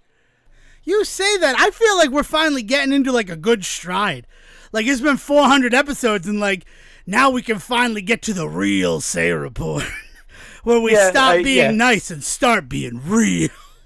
Start being raw. Oh, man. Yeah, no. We're going to get the same complaints we always do about not doing all of our full research. I mean, like, people are probably going to definitely point out the fact that we didn't talk at all about, like, the Mario Kart games or Yoshi's Island DS, in which Donkey Kong, as we are supposed to know him, clearly wears the Donkey Kong Jr. clothing. Yeah. And that's because he's clearly Donkey Kong Jr. in that game. Okay, so is it a different Donkey Kong that we have these feature ones? Yeah, because it's a different Donkey. It's his dad. It's Donkey Kong the Third's dad. So we actually saw Donkey Kong's dad in this current era, in the Super Nintendo era. Yeah, well, I mean, like the real issue with all the I thought we were done with Donkey Kong, but I'm fine. I was ready to move on. I was just making a button comment, but yeah, we can keep going. Well, I mean, the last thing that I'm going to say is the fact that, like, in Donkey Kong 94, the, like, expansion for the Game Boy, where, like, it starts with the first 4 levels of Donkey Kong, but then it goes on and on, that Donkey Kong is dressed like Donkey Kong Country Donkey Kong, and Donkey Kong Jr. shows up in those games. So, like, you want to talk about, like, the real time fuck of it all, is Donkey Kong 94. Because then those go on to inspire the whole Donkey Kong versus Mario series, where it is clearly Donkey Kong Country Donkey Kong. So I don't know. I just don't know. Because he wears the tie. The tie is the thing. If Donkey Kong's got a tie on, he's Donkey Kong Country. He's Donkey Kong the Third. I will say that the one thing you gotta do, and this goes back to kind of our conversation about whether or not Diddy is part of this whole thing or not, is like tying yourself to something like a tie or a t-shirt, which are things that can literally be taken off and handed to other characters, can't be the way that you do it, right? Like, you can't do that. Now, if you want to start talking about the biology of it all and the idea that Diddy Kong is the only one with a tail, then I can get on board with us having a real conversation. All right, that seems fair. I mean, here's the thing for me about the 400 of it all, leaving whatever in the past. Not that I don't love this, I'm just being honest with you, is the fact that we were chasing for a long time the American Dad, right? And then they stopped with 366 episodes. As of this moment, we are 26 episodes behind Family Guy.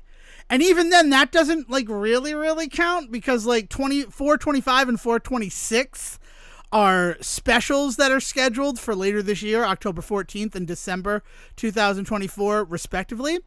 There's a really good chance that we're going to pass Family Guy. And, like, American Dad was fun because I like American Dad, but the idea of this show having more episodes than Family Guy is something I'm not ready for.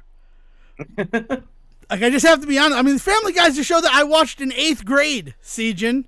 Well, I mean, like, let's talk about the fact that as far as available content to the public goes, then we probably actually already have more time on the books. Oh, definitely. Well, I mean, like, in the fact that we have a 4-hour episode and a 5-hour episode.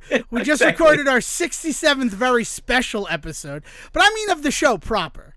Of the show proper. Like, it was one of those, like, oh, it's kind of fun to be like, oh, we have about, we're close to American Dad, and, like, will we ever catch them? And then there was this, like, paradigm shifting strike of actors and writers last year that really helped us catch up with that. And it wasn't until we were recording the 400th episode that I'm like, where's Family Guy at? And, yeah, they only released 15 episodes as part of their season 22. So we're like right there, and that feels crazy. Yeah, I mean, of course, they're also 22-minute episodes, right? We do episodes like roughly 90 minutes. Like, an episode of the Say Report is kind of 4 episodes of Family Guy. So if we want to talk about, like, actual time investment, we blew them away a long time ago. But to actually say an episode, call it an episode, it's just, I would have never thought that like that would be a thing I'd be looking at. Like, oh, we're kind of chasing this dragon right now. I don't know. And here's the thing, like this is our 400th episode and we've made kind of big deals about all the other ones. I put no effort into this week. I just have to be so honest about that. No, it's not true. You said you played a WayForward game. Talk to me about that. Yars Rising. Yars. Do you know, are you familiar with Yars Revenge? Before we go into this, all right. Let me get something for the class. Yeah, no, I'll be honest. We talked about the idea that we would do Shantae and do a revisit for this. That was just one of the things that we had kind of put up there as like, maybe we should do this. And I did poke at the Shantae games. And what I said in that conversation, just to give more evidence of how the sausage is made to everybody, I did talk about the idea that I was like, I will definitely play those games. I make no promises that I will complete them in a week. And so I did check out a bunch of the Shantae games this week. So I've got, I was deep in the Shantae world, but because of that, I was deep in the WayForward world. Oh my God, I'm getting all worked up about it. It's about how you didn't do your job. No, I mean, here's the thing. I could right now talk for 2 hours on Shantae. I literally, having not touched the games in 8 years. I mean, that's not true because Seven Sirens came out while we were doing the show. So I think that was 2020, maybe 2021 that I played through Seven Sirens. All I know is that my gaming setup was in my bedroom at the time. And it has now shifted to being part of the studio. Because if you're going to have a nice big monitor, then you got to use that. I know Yar's Revenge. I didn't know we were talking about an old Atari game. I was in the wrong room in my mind palace. That's completely fine. Okay. So I have shared in the Discord. If you're a member of the Discord, if you want to join, invites are available wherever we're available on social media, which is primarily Facebook and X, formerly Twitter. Or you can contact thesayreport@gmail.com to get into to get access to the Discord. I just dropped the Atari Age page for the Yar's Revenge game for the Atari 2600. Now, I played Yar's Rising, but we do want people to know. So I am reading right now. You can read the whole thing. The gameplay, it's section number 2 in this manual from page 1. The primary objective of the game is to break a path through the shield and destroy the the quotile with a blast from the Zorlion cannon. The secondary objective is to score as many points as possible. See figure 1 for an explanation of the objects on the playfield. The shield is the red area in front of the quotile base. It appears in one of 2 shapes, as an arc or as a shifting rectile. The shield is made up of cells. The Yar Scout can destroy these cells by firing them with energy missiles. I need to correct that one because it sounded like you said shifting reptile with all of the conversations rectangles. We just had about Sorry. Of a shifting rectangle. I might have said reptile. Because I was thinking about quotile. The shield is made up of cells. The Yar Scout can destroy these cells by firing them with energy missiles from any location on the playfield or by devouring them on direct contact. The Zorlon cannon can be used to demolish cells, but this is a waste of a powerful weapon. Note, to learn how to control the Yar and other aspects of the gameplay, be sure to read Section 3, Using the Controllers. I probably could have not read that part. But yeah, so it's very there's a little bit of like Space Invader-y to it, right? Like you got to shoot up through the stuff in front of you in order to get to the threat on the other side of the screen. So it's just that it's cocked 90 degrees. It's a side-scrolling shooter. Yeah, it's sideways instead of up, right? Yeah. So it's in that vein of game. So that's Yar's Revenge, right? Yar's Revenge, you play as a little spaceship. You have to break through a barrier. Then you have to power up your Zorlon cannon. And then you need to shoot that at the base. And it goes on kind of forever. At point thresholds, the game gets a little harder. Like 70,000 points, the swirl attack that the base can do triples in frequency. At 150,000 points, the swirl returns to normal frequency, but it remains in midair to hit you.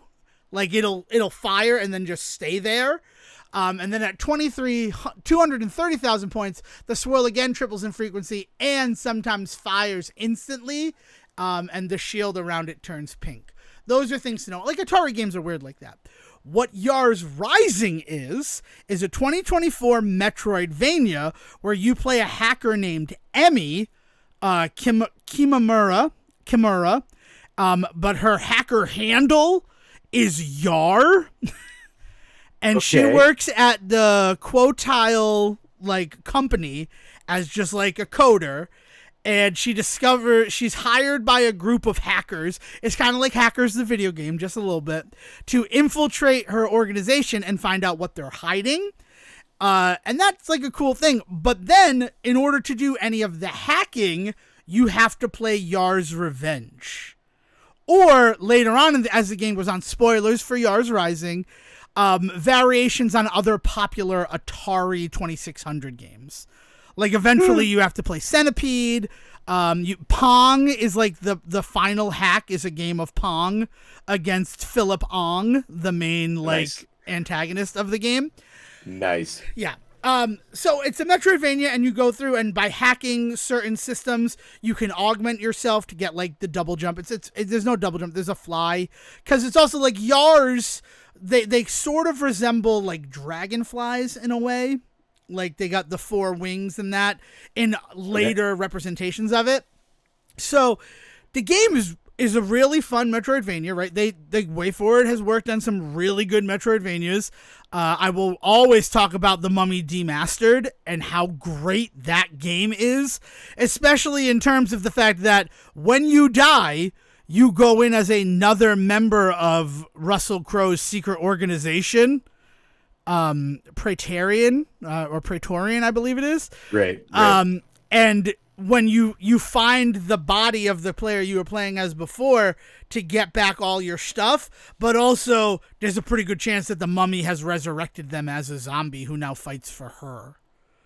So like, if you had like equipped the grenade launcher, when you come up against that zombie, it's going to be shooting grenades at you.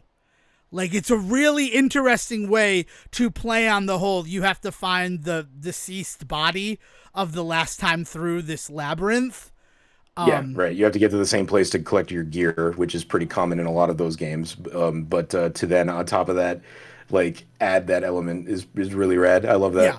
And that game, oh God, I mean, I liked The Mummy. I liked Tom Cruise's 2017 The Mummy. So I was, like, thirsting for more.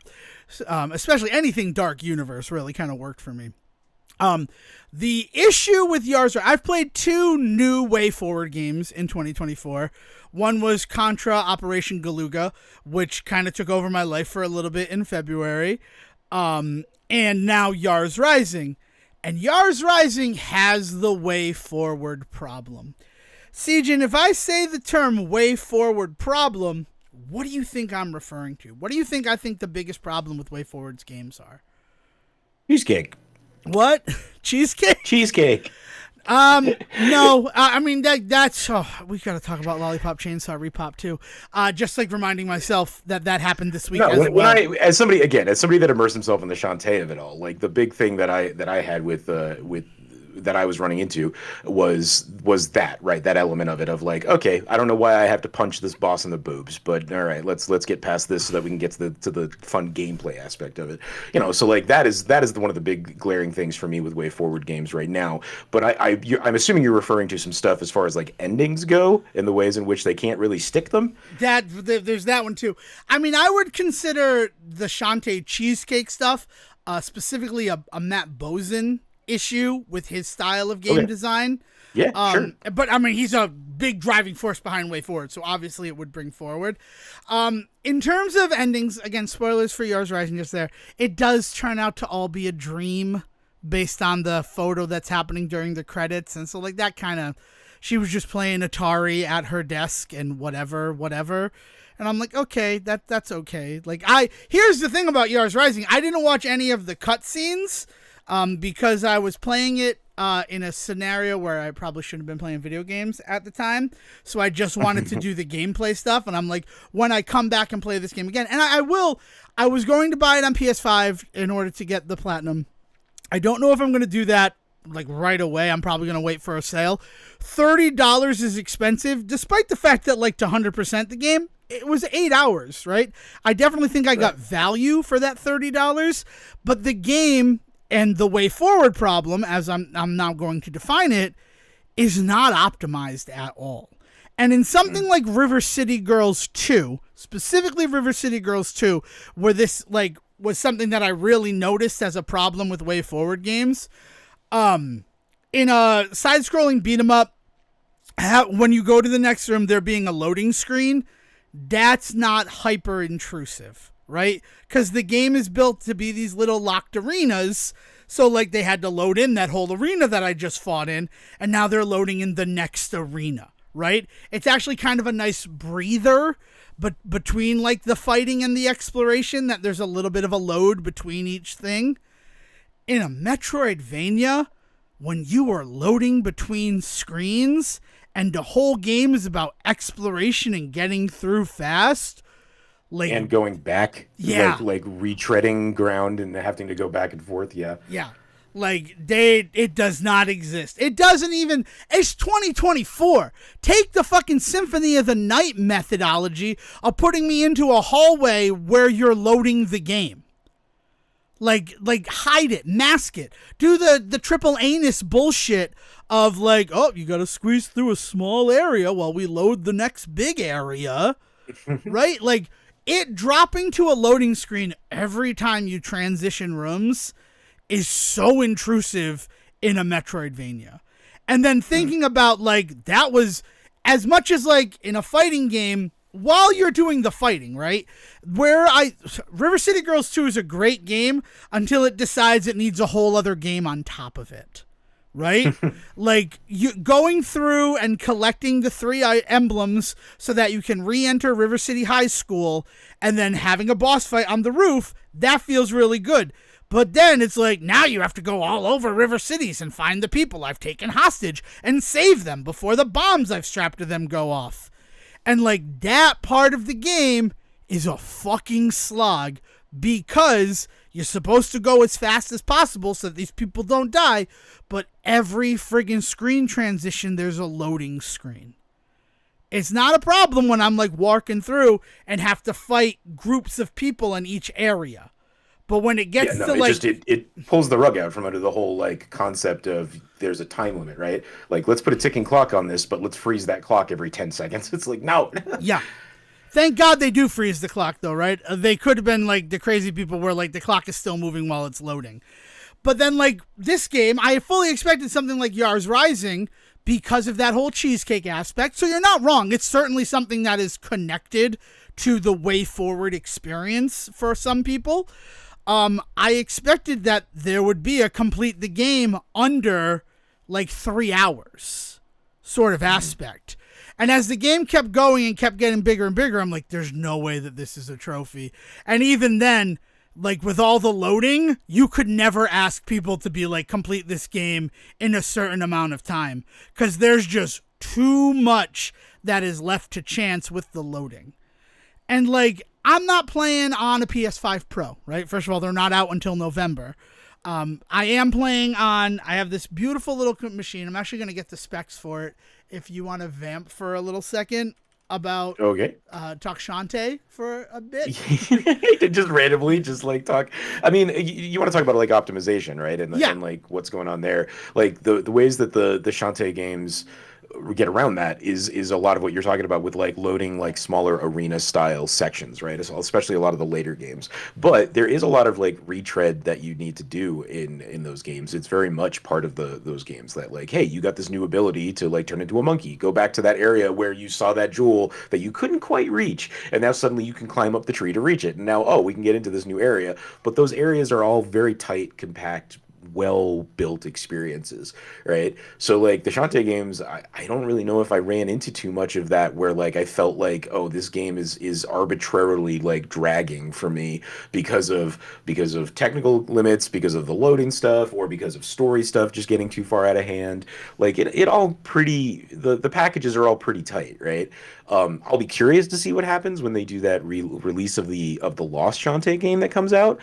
For anybody that doesn't know, they're going to be releasing a Shantae game that was supposedly supposed to come out 10 years ago? Was it? For Game Boy Advance. For Game More Boy than that, like Advance? 20 Yeah. years ago, I think. 20 years ago, yeah, but they never really were able to finish it, and so but they've apparently been working on getting it finished up to release that by the end of this year, which will be cool. But I wonder if there will be some aspects to it that are a little unoptimized. Having, if that was the reason why it ever came out in the first place, like did they actually fix all of the issues, or are they just slapping some band-aids on it and getting it out to people? I don't know. We'll see. Yeah. So I just shared in our chat the computer that I'm playing on. It's a GMK Tech Mini PC Gaming. It's got a Ryzen 7 in it, 7735HS, 32 gigs of RAM. Like, it's not the most powerful computer in the world, but it plays the game, and I don't think that it is the computer that is making this game load all the time. Because I originally started playing it on a Dell Optiplex, like 9070, and the game was, like, awful. Like, I was almost ready to be like, I'm going to refund this game on Steam because the game is just not optimized. But I brought it to my my little gaming PC that mostly I use it for streaming. Like when I streamed Vampire Survivors, I had a capture card that I went into it and it was able to handle. I dropped no frames in 18 hours. Like if you just want to think about that, to not drop a single frame in an 18-hour stream, playing something as graphic intensive as Vampire Survivors, like it's a nice little workhorse those later moments where you're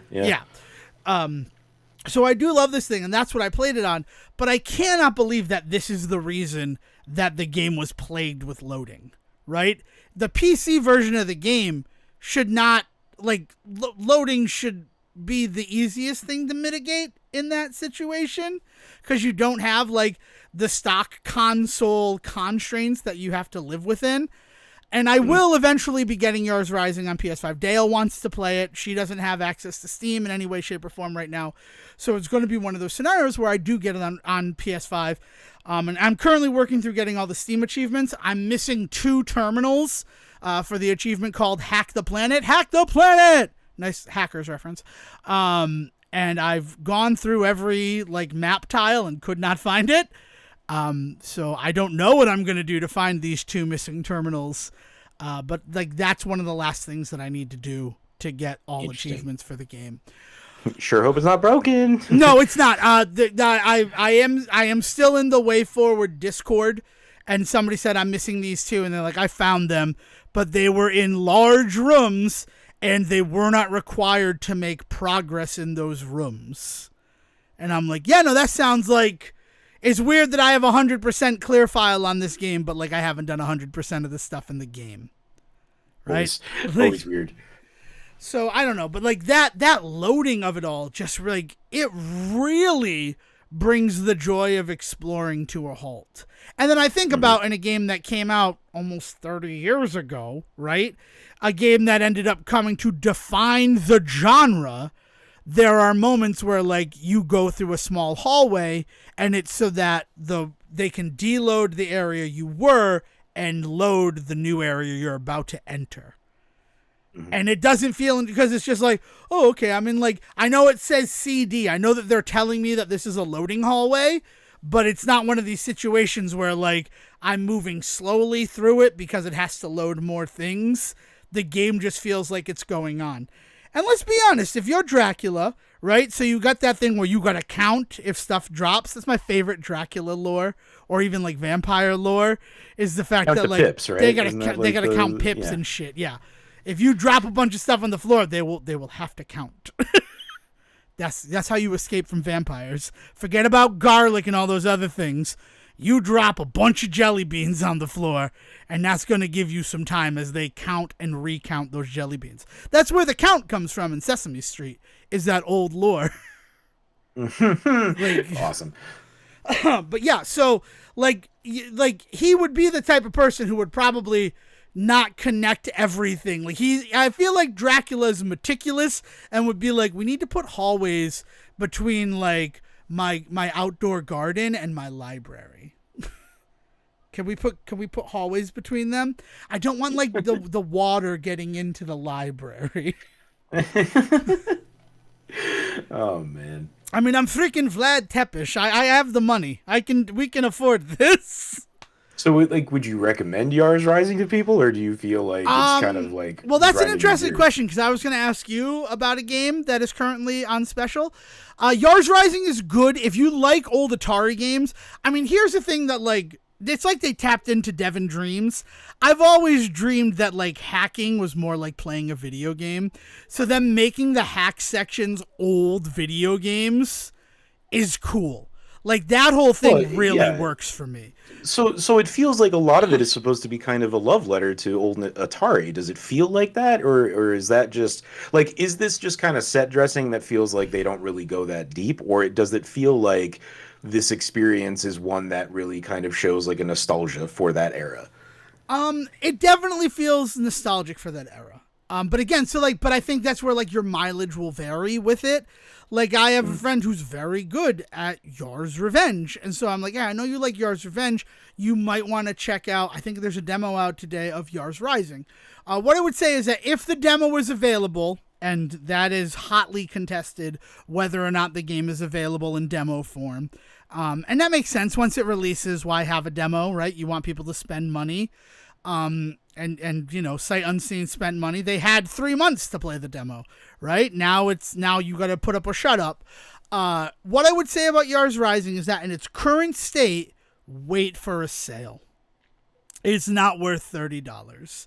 As much fun as I had with it, I don't think I could recommend it in its current state, its current very unoptimized state, to anyone. That being said, it's not like one of these other games that has gotten 100 updates since it released, so it's pretty stable.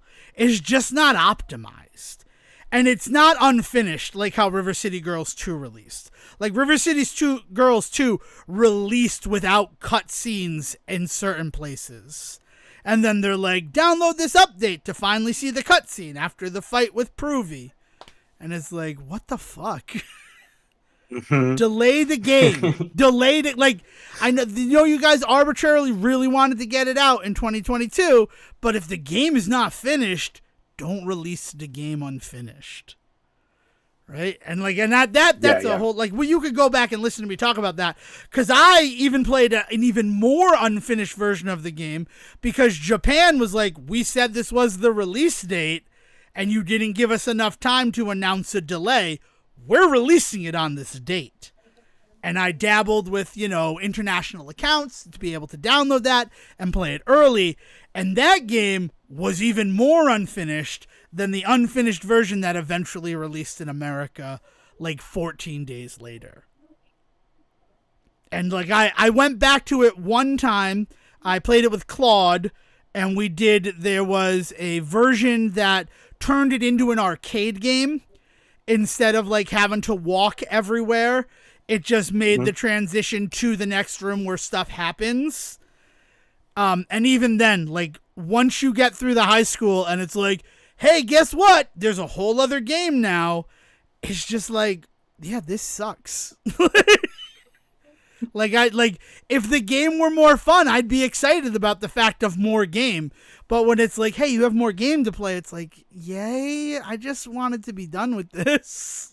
Yeah, I mean, it's giving me some real Batman Arkham Riddler trophy vibes of like you can finish the game or you can finish the game, and so many people who are just like, nah, I think I finished the game. I think I'm okay, right? And there's like entire like swaths of people in that fandom that like just don't play those games to completion because like and they have to like go watch the actual endings on YouTube or whatever or you know pick up on it from other people's conversations because they're just like, yeah, I'm not going to spend another 3 hours in this world like going around picking up Riddler trophies. It's just not a part that drives me. Yeah, like I was having fun doing it during the game, but now that like I've beaten the big bad, I don't know. Like, what are you talking about?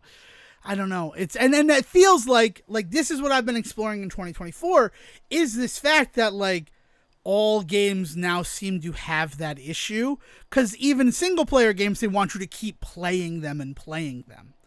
Yeah, and like it feels like we've really moved away from the idea of like new game plus stuff in a lot of ways. Like new game plus it still exists, but like they don't seem to hit the same that they used to. I've been talking about that Kaizo Mario hack perchance, right? Where like you do a boss rush to unlock the ability to use a hammer suit once in every level, and that unlocks like second pathways through all of the stages. The fact that you can just do that on the same one, like just go to the stages and do that, like that seems a little strange to me. Like, using the hammer shoot should be locked to when you start a new game, you'll have access to this. So that it's going through the levels again on that ulterior path, but then like still getting like an award for it, right? Like still getting your number still goes up despite you doing that. I don't know. The creator of that game called me out for being like, you're being so negative about my game. And I'm like, I'm not trying to be negative. It's just a really good example of this thing that's happening in gaming now, where like just keep playing my game, but like on the same file, right? Like there was a kind of beauty to the new game plus of it, right? Like keeping all of your items, but like starting from the beginning. Mm-hmm. And like that seems to, like, you're not wrong, that seems to have like gone by the wayside a little bit. Yeah. And it's I like the way the Resident Evil games really do it. Like, we talked about this, especially with Village, but like we talked about it a lot with 2 and stuff, about how like giving you access to better weapons early on so that you can just kind of get through stuff, but also like there's a catharsis in those games, and in the Resident Evil series specifically, of being able to really kick some ass going through. Now you know how the puzzles work, now you know where to go on the map, like, so now it's really just a matter of just getting there and wanting to just like shred some zombies on the way, like, and they totally let you do that. And like I just to show you that the other side of the coin does still exist right now. It's not happening everywhere like we would want it to, but there are some developers out there that are getting that still. I just it's a shame that you don't see it as much anymore. Yeah, I'm like, so Yara's Rising, right? The last thing I'll say about Yara's Rising, the augmentation system is pretty nifty. You occasionally hack blue terminals and they give you biohacks. And the whole thing about Emmy is that she has a Yar tattoo, like on her wrist, like real nice. E-girl style, right? And that sort of allows her to become the magical girl version that's like saving the day. And like it's all through that tattoo. And as you get these biohacks from the blue hacks, they represent themselves as tetraminos. So nice. the like that, and occasionally it can be like a single block, right? But the largest they get is to 4, right? In like the square. There's never a Z or an S shaped one. It's just the L, the J, and the square. And then there are like 3 block orientations of that. And so the bug is broken down into pixels and you need to fit them in. So you can't have all the augmentations at once, right? Like my augmentation of the character currently has everything that strengthens her weapon, because you get 6 of them that strengthen her weapon.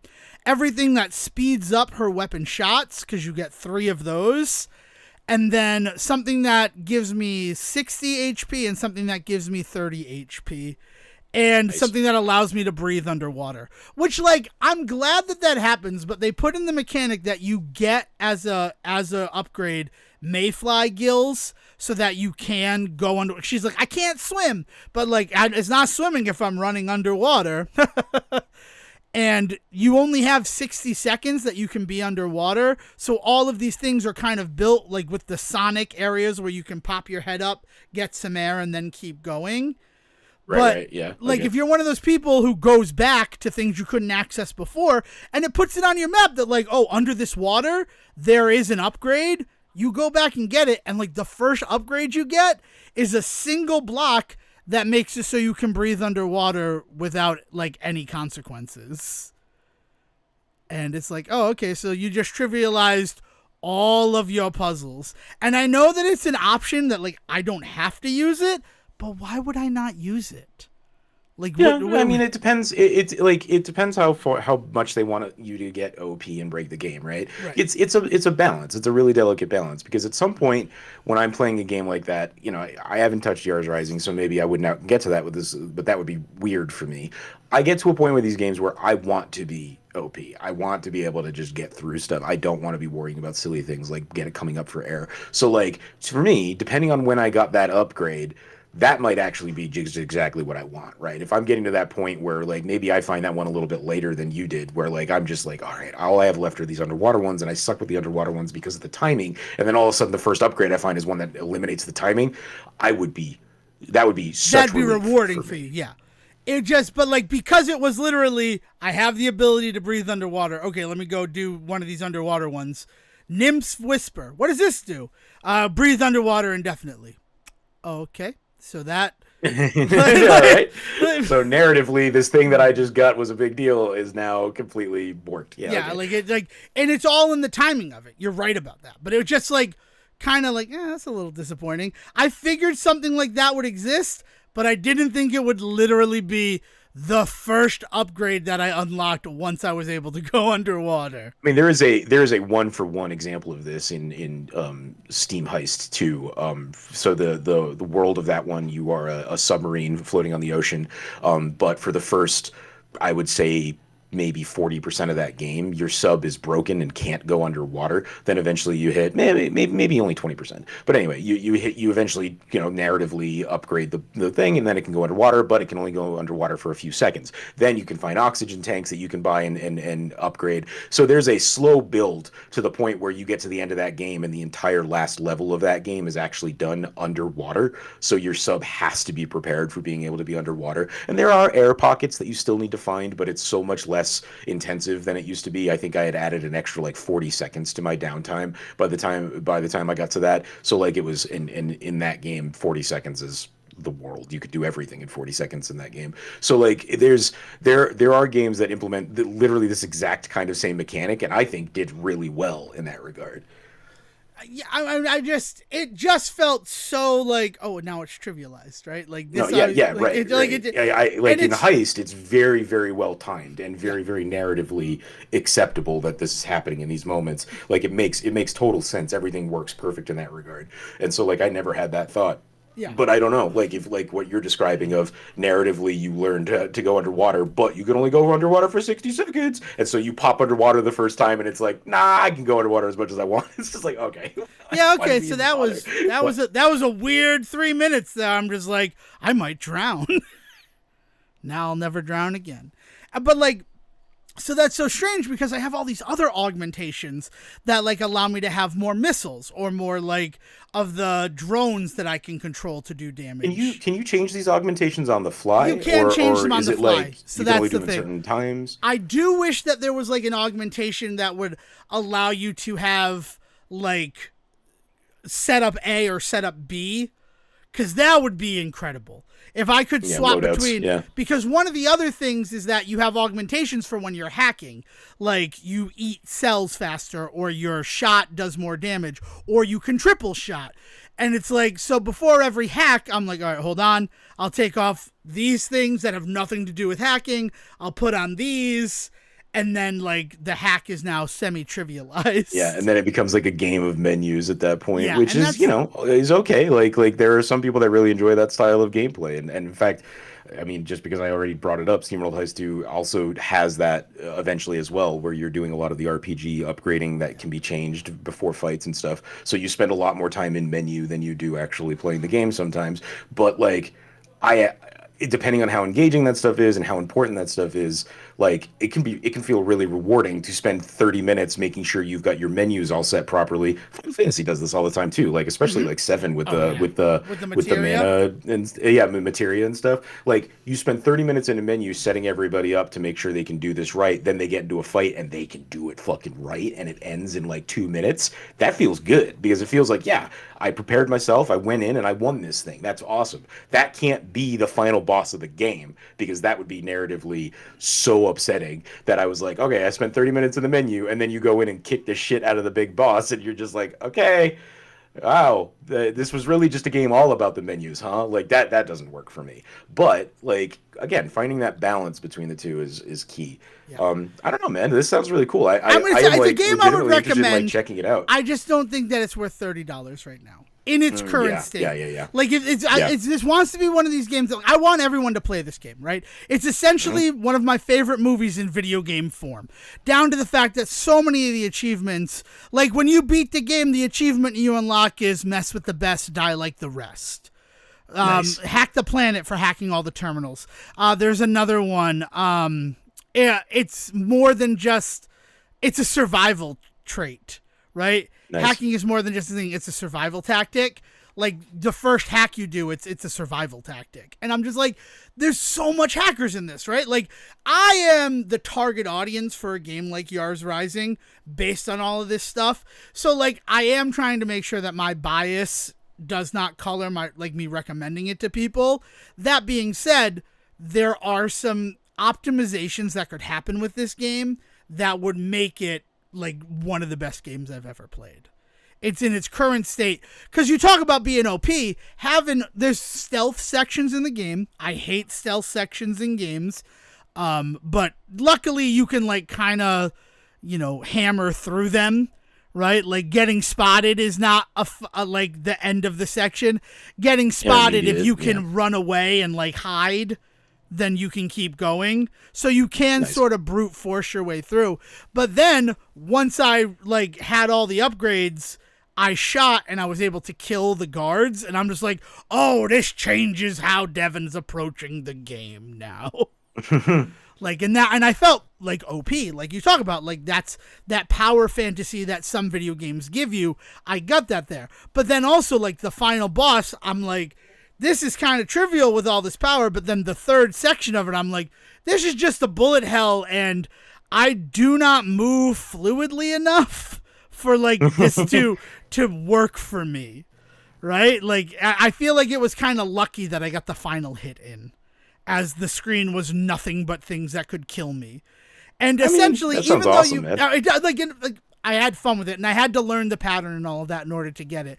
But then I also have like an issue with, like, it's a numeric health system, but everything does 20 damage to you. So really, from the start, you can take 5 hits of damage, right? You can get hit 5 times and before you die. So it's like, nice. I always kind of wish that, like, just give me the hearts then, right? Don't make it some number system that like doesn't really matter. Right. If everything's going to do the same amount of damage. Especially because then, like, when you pick up health, it's only in, like, ones.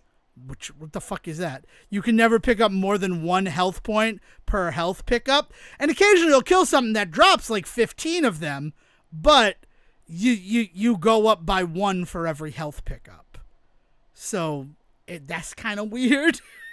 I'm still. This is, you got me, man. I'm very interested. It's a good game. Again, it's somebody definitely that was like diving into some WayForward stuff this week. Yeah. They do good games, right? Like, despite all, like, the reason why I complain about WayForward games is because I've played a lot of them, and there are things that work and things that have not worked for me across that entire collection. I am very excited for the Ash vs. Evil Dead and Halloween games that are coming out in October from them. Despite all of these issues, right, that I'm explaining about this game that came out now. So we'll talk more about them when they come out. I will say I am feeling Ash versus the Evil Dead seems like A+ for me. Like, obviously, why does this game not already exist? Like, this is a good move. I am having some weird feelings about the Michael Myers game, and that extends out to some other games that are currently out on the market that we will talk about. But yeah, the playing as Michael Myers in a game, and like you are him and you are upgrading and you are the one going around doing some stuff. We're gonna have some conversations about the implications of that. Yeah, I mean, it's really they work for me in terms of stuff like I grew up with Friday the 13th and the Nightmare on Elm Street games, right? But again, in those games, you're playing as people fighting against Freddy and Jason. You're not playing as those characters, right? Right. So yeah, that's what we'll talk more about. We'll talk more about it, but like they seem in that theme. So what I did want to ask you though is Peglin right now is like on sale for $12. You said that at its current build, when it went into version 1.0, when it was out of early access, it wasn't worth the price they were asking. Is it worth it at $12? Yeah, it was the first thing I thought of when you talked about the idea that you didn't think that Yar was worth the 30. I would thought, that's the same feeling I'm having about Peglin.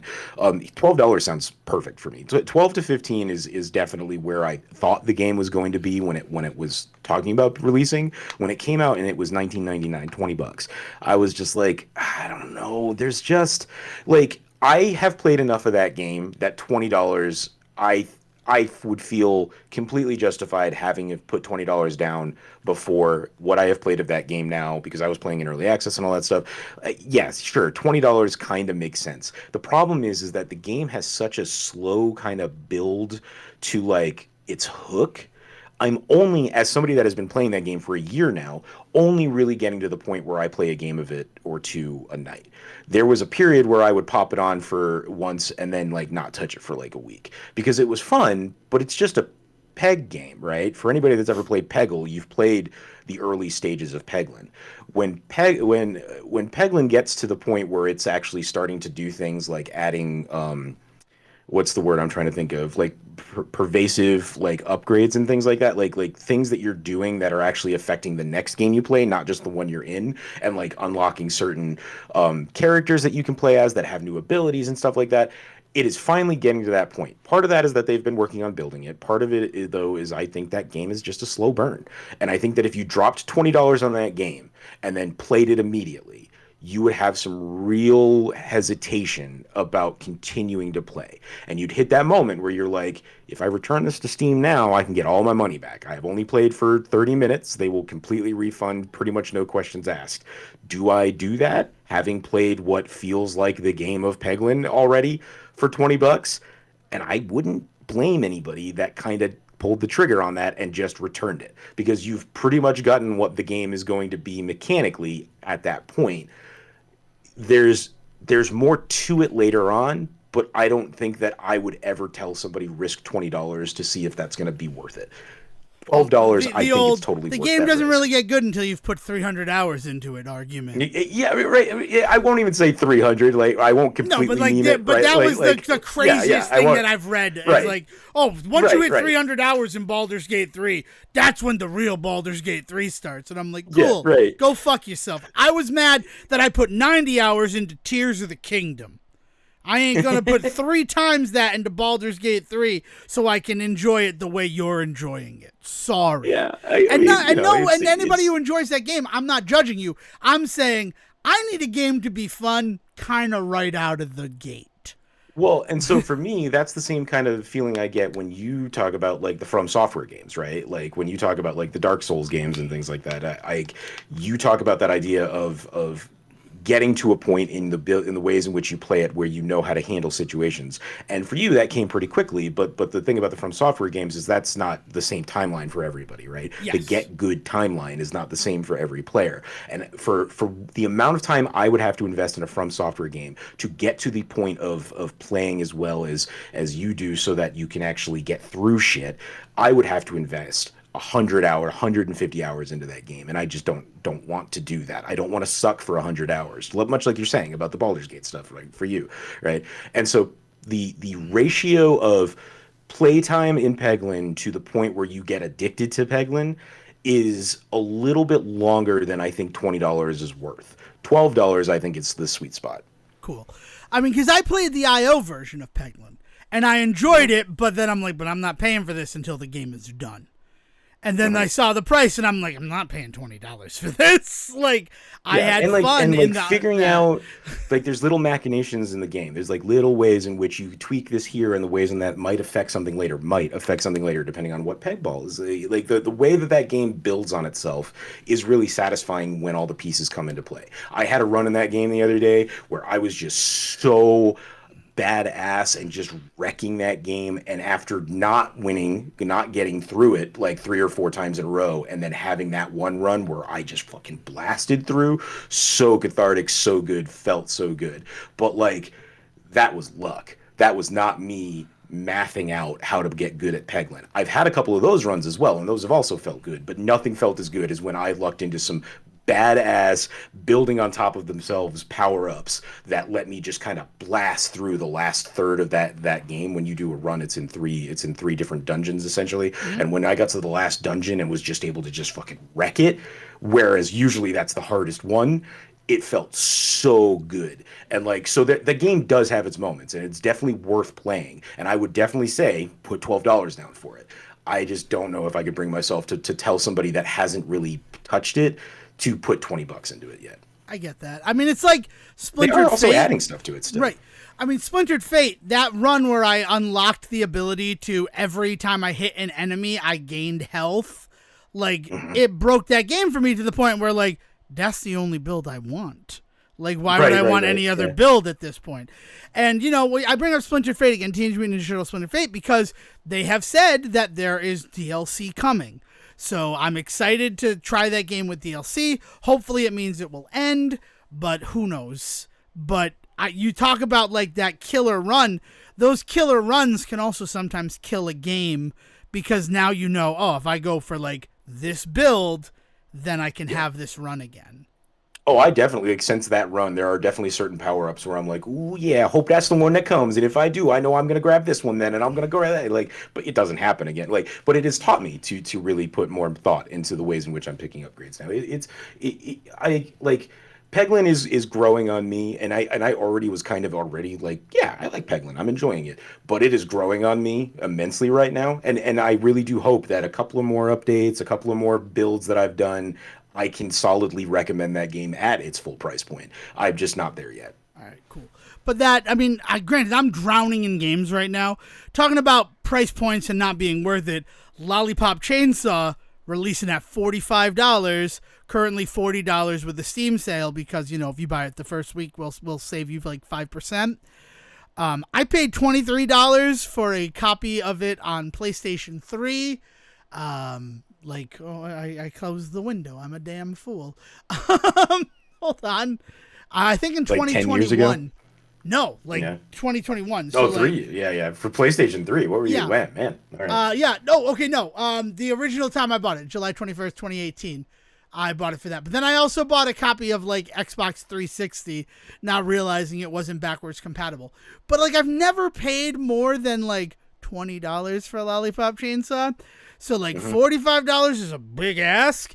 And then all of the reviews of it are saying that it's an unplayable mess. So, like, that's not exciting either. Like, and then there's that third thing of, like, we're not going to review this game because of how it exploits women. And, like, I know that there's, like, the repop version that cleans that, but you can also unlock the original version of the game. So, like, it's such a weird thing, but, like, I mean, it's a game that I was interested in. I'm not going to lie. I think it's an interesting story. I think that, like, the mini game aspect of the 4th level, like, I'm glad I got Yars Rising, because it's just the 4th level of Lollipop Chainsaw, where you're doing a bunch of, like, arcade-inspired mini games to get through the arcade to the final boss.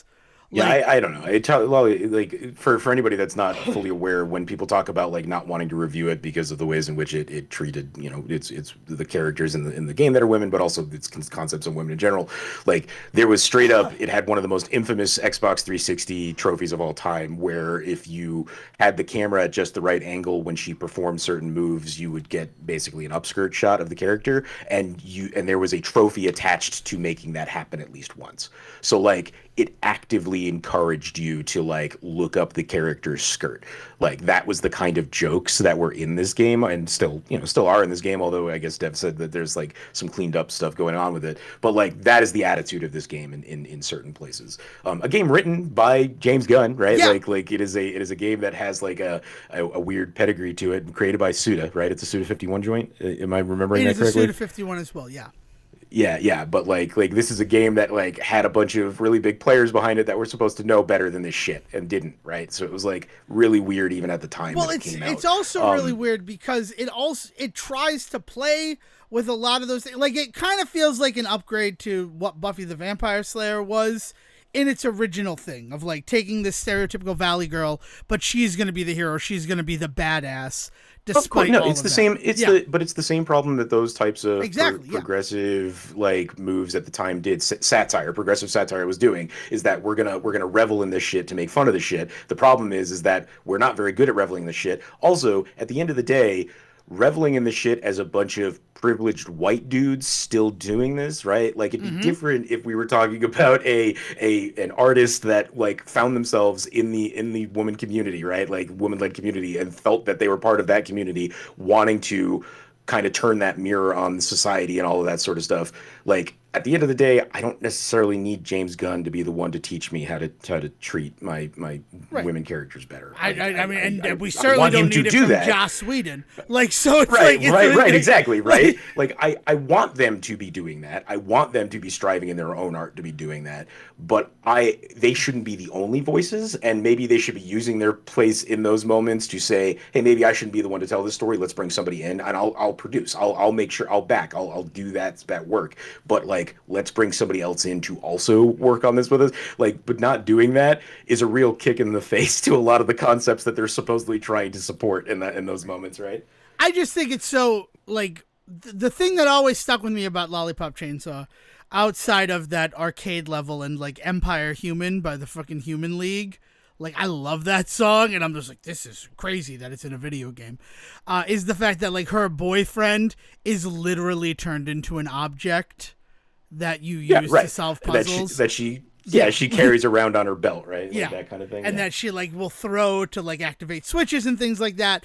So, like, there's, like that's something that's clever. But at the end of the day, if it were a woman who was writing, creating, presenting this, it would be different than the fact that, like, I'm James Gunn, and I'm Suda51, and we're here to make a game that shows that women are capable. Okay. Now here's a trophy for looking up her skirt. Like that. I swear I did it by mistake. Yeah. Those like that. If you want to have some fun, search Lollipop Chainsaw skirt achievement, and you can read all these freaking archive posts. Here's a game FAQs from 2012. How do I get I swear I did it by mistake achievement? Everyone wants to know, but no one's asking. So I guess I'll be the perv to do it. Here goes. It's a really weird exploitive version of progressive concepts that we have in the 10 years since that game came out, 15 years since that game came out, really learned doesn't work, right? Yeah. Like we have learned. It came out in 2012, so it's been 12 years. Yeah.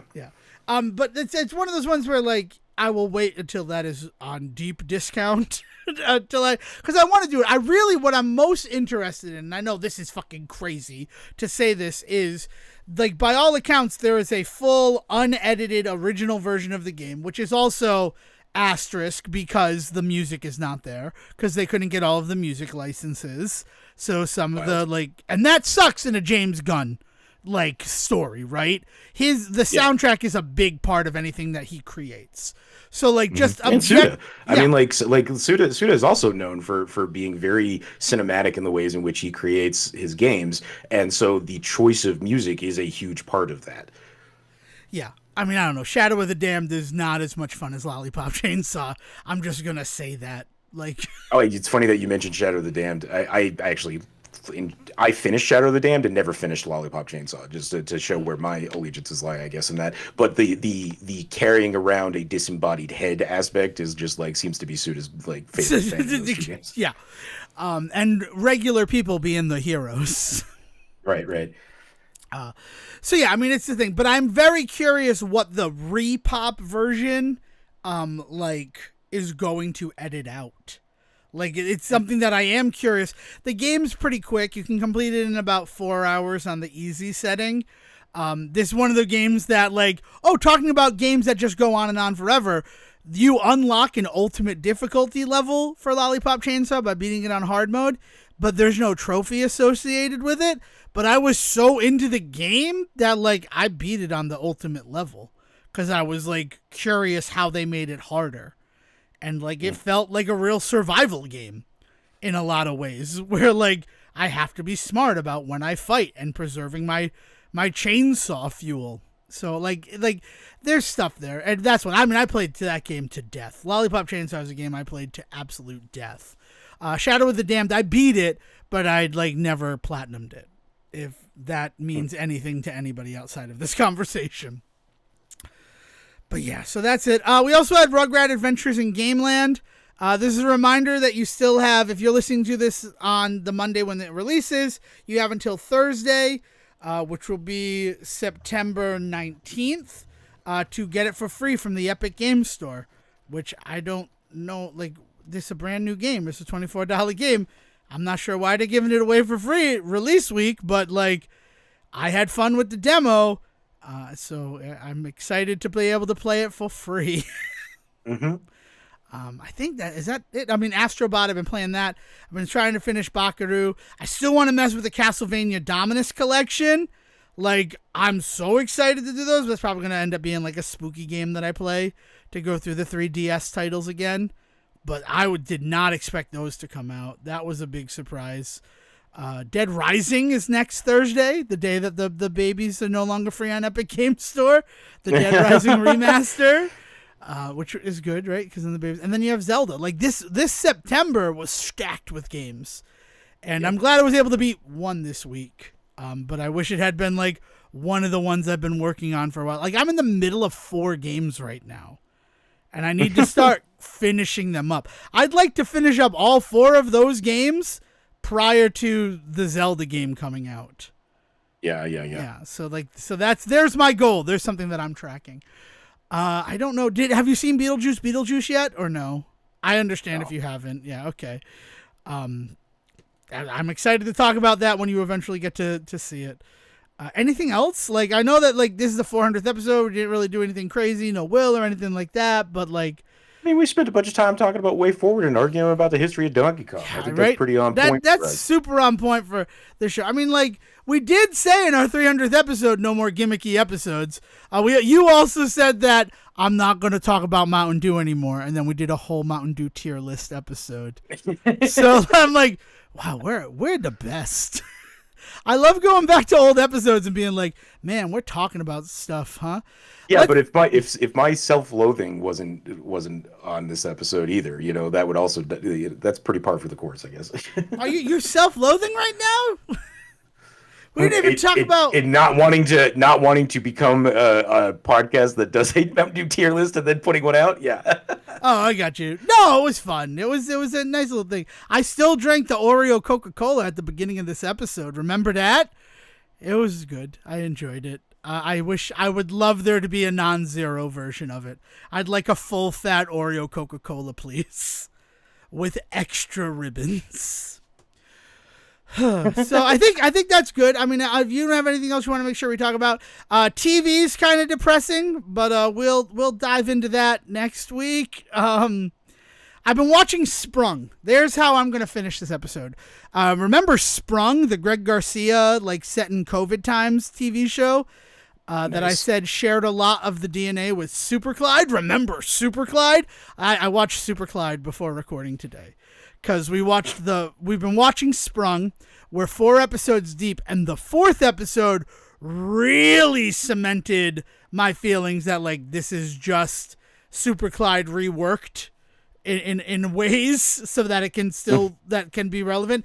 And you notoriously hated Super Clyde because you thought it was mean, and you're not wrong about that. Going back to Super Clyde, like, there are some mean moments in it, but like the pacer that he drives around is the main car in Sprung, and doing nice things for people who get fucked over is like in the DNA of Sprung. It was really interesting to like have that theory that I floated after watching 1 episode of Sprung and the pilot for Super Clyde, like, kind of come to fruition 2 years later.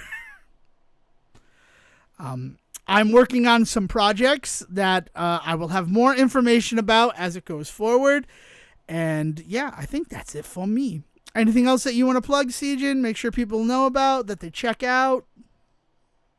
Nope. All right. I didn't think you was going to have what projects anything. have I got going on? Like, make sure you check out the ASCU. Like, that's the big thing. That's it. I don't Especially know. because we are sitting on the precipice of the of glory. The Happy Gilmore 2 being coming out and being in front of our eyeballs, and so I don't know what we do after that movie comes out, because I feel like that's going to be pretty definitive in a lot of the things that we have said about the ASCU, one way or the other, whether it proves our points or negates them. But yeah, so we are looking at that show and really truly seeing like we are in the end game now. Yeah, that's so crazy, because I think about it as like, oh, we're about to do Hotel Transylvania, and you're working here with Happy Gilmore too. Yeah, it's the strange things are going on over at the ASCU. Like the fact that we just watched Grown Ups 2 and kind of enjoyed it. Despite everybody... Go check the episode out for that. All right. So that's it. So thank you so much for joining us for the 400th episode of the Say Report. I mean, we're going to keep doing it, right? Until we decide we don't want to do it anymore. So this could be a huge milestone, or this could just be a drop in the bucket. We'll see. If you want to join the conversation while we're not here doing episodes, you can join our Discord. As mentioned earlier, there are invites available on our social media pages, on Facebook and on X, formerly Twitter. And you always can send an email to thesayreport@gmail.com, and we will get back to you that way.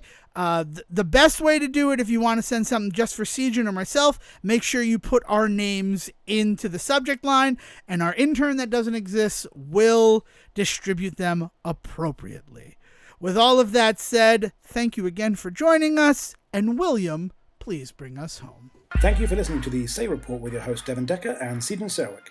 Please follow the guys on Twitter and Facebook by searching for The Say Report, and you can always subscribe on your podcast channel so this is delivered straight to you and you can enjoy it every week. With apologies to your mother, we'll see you next time.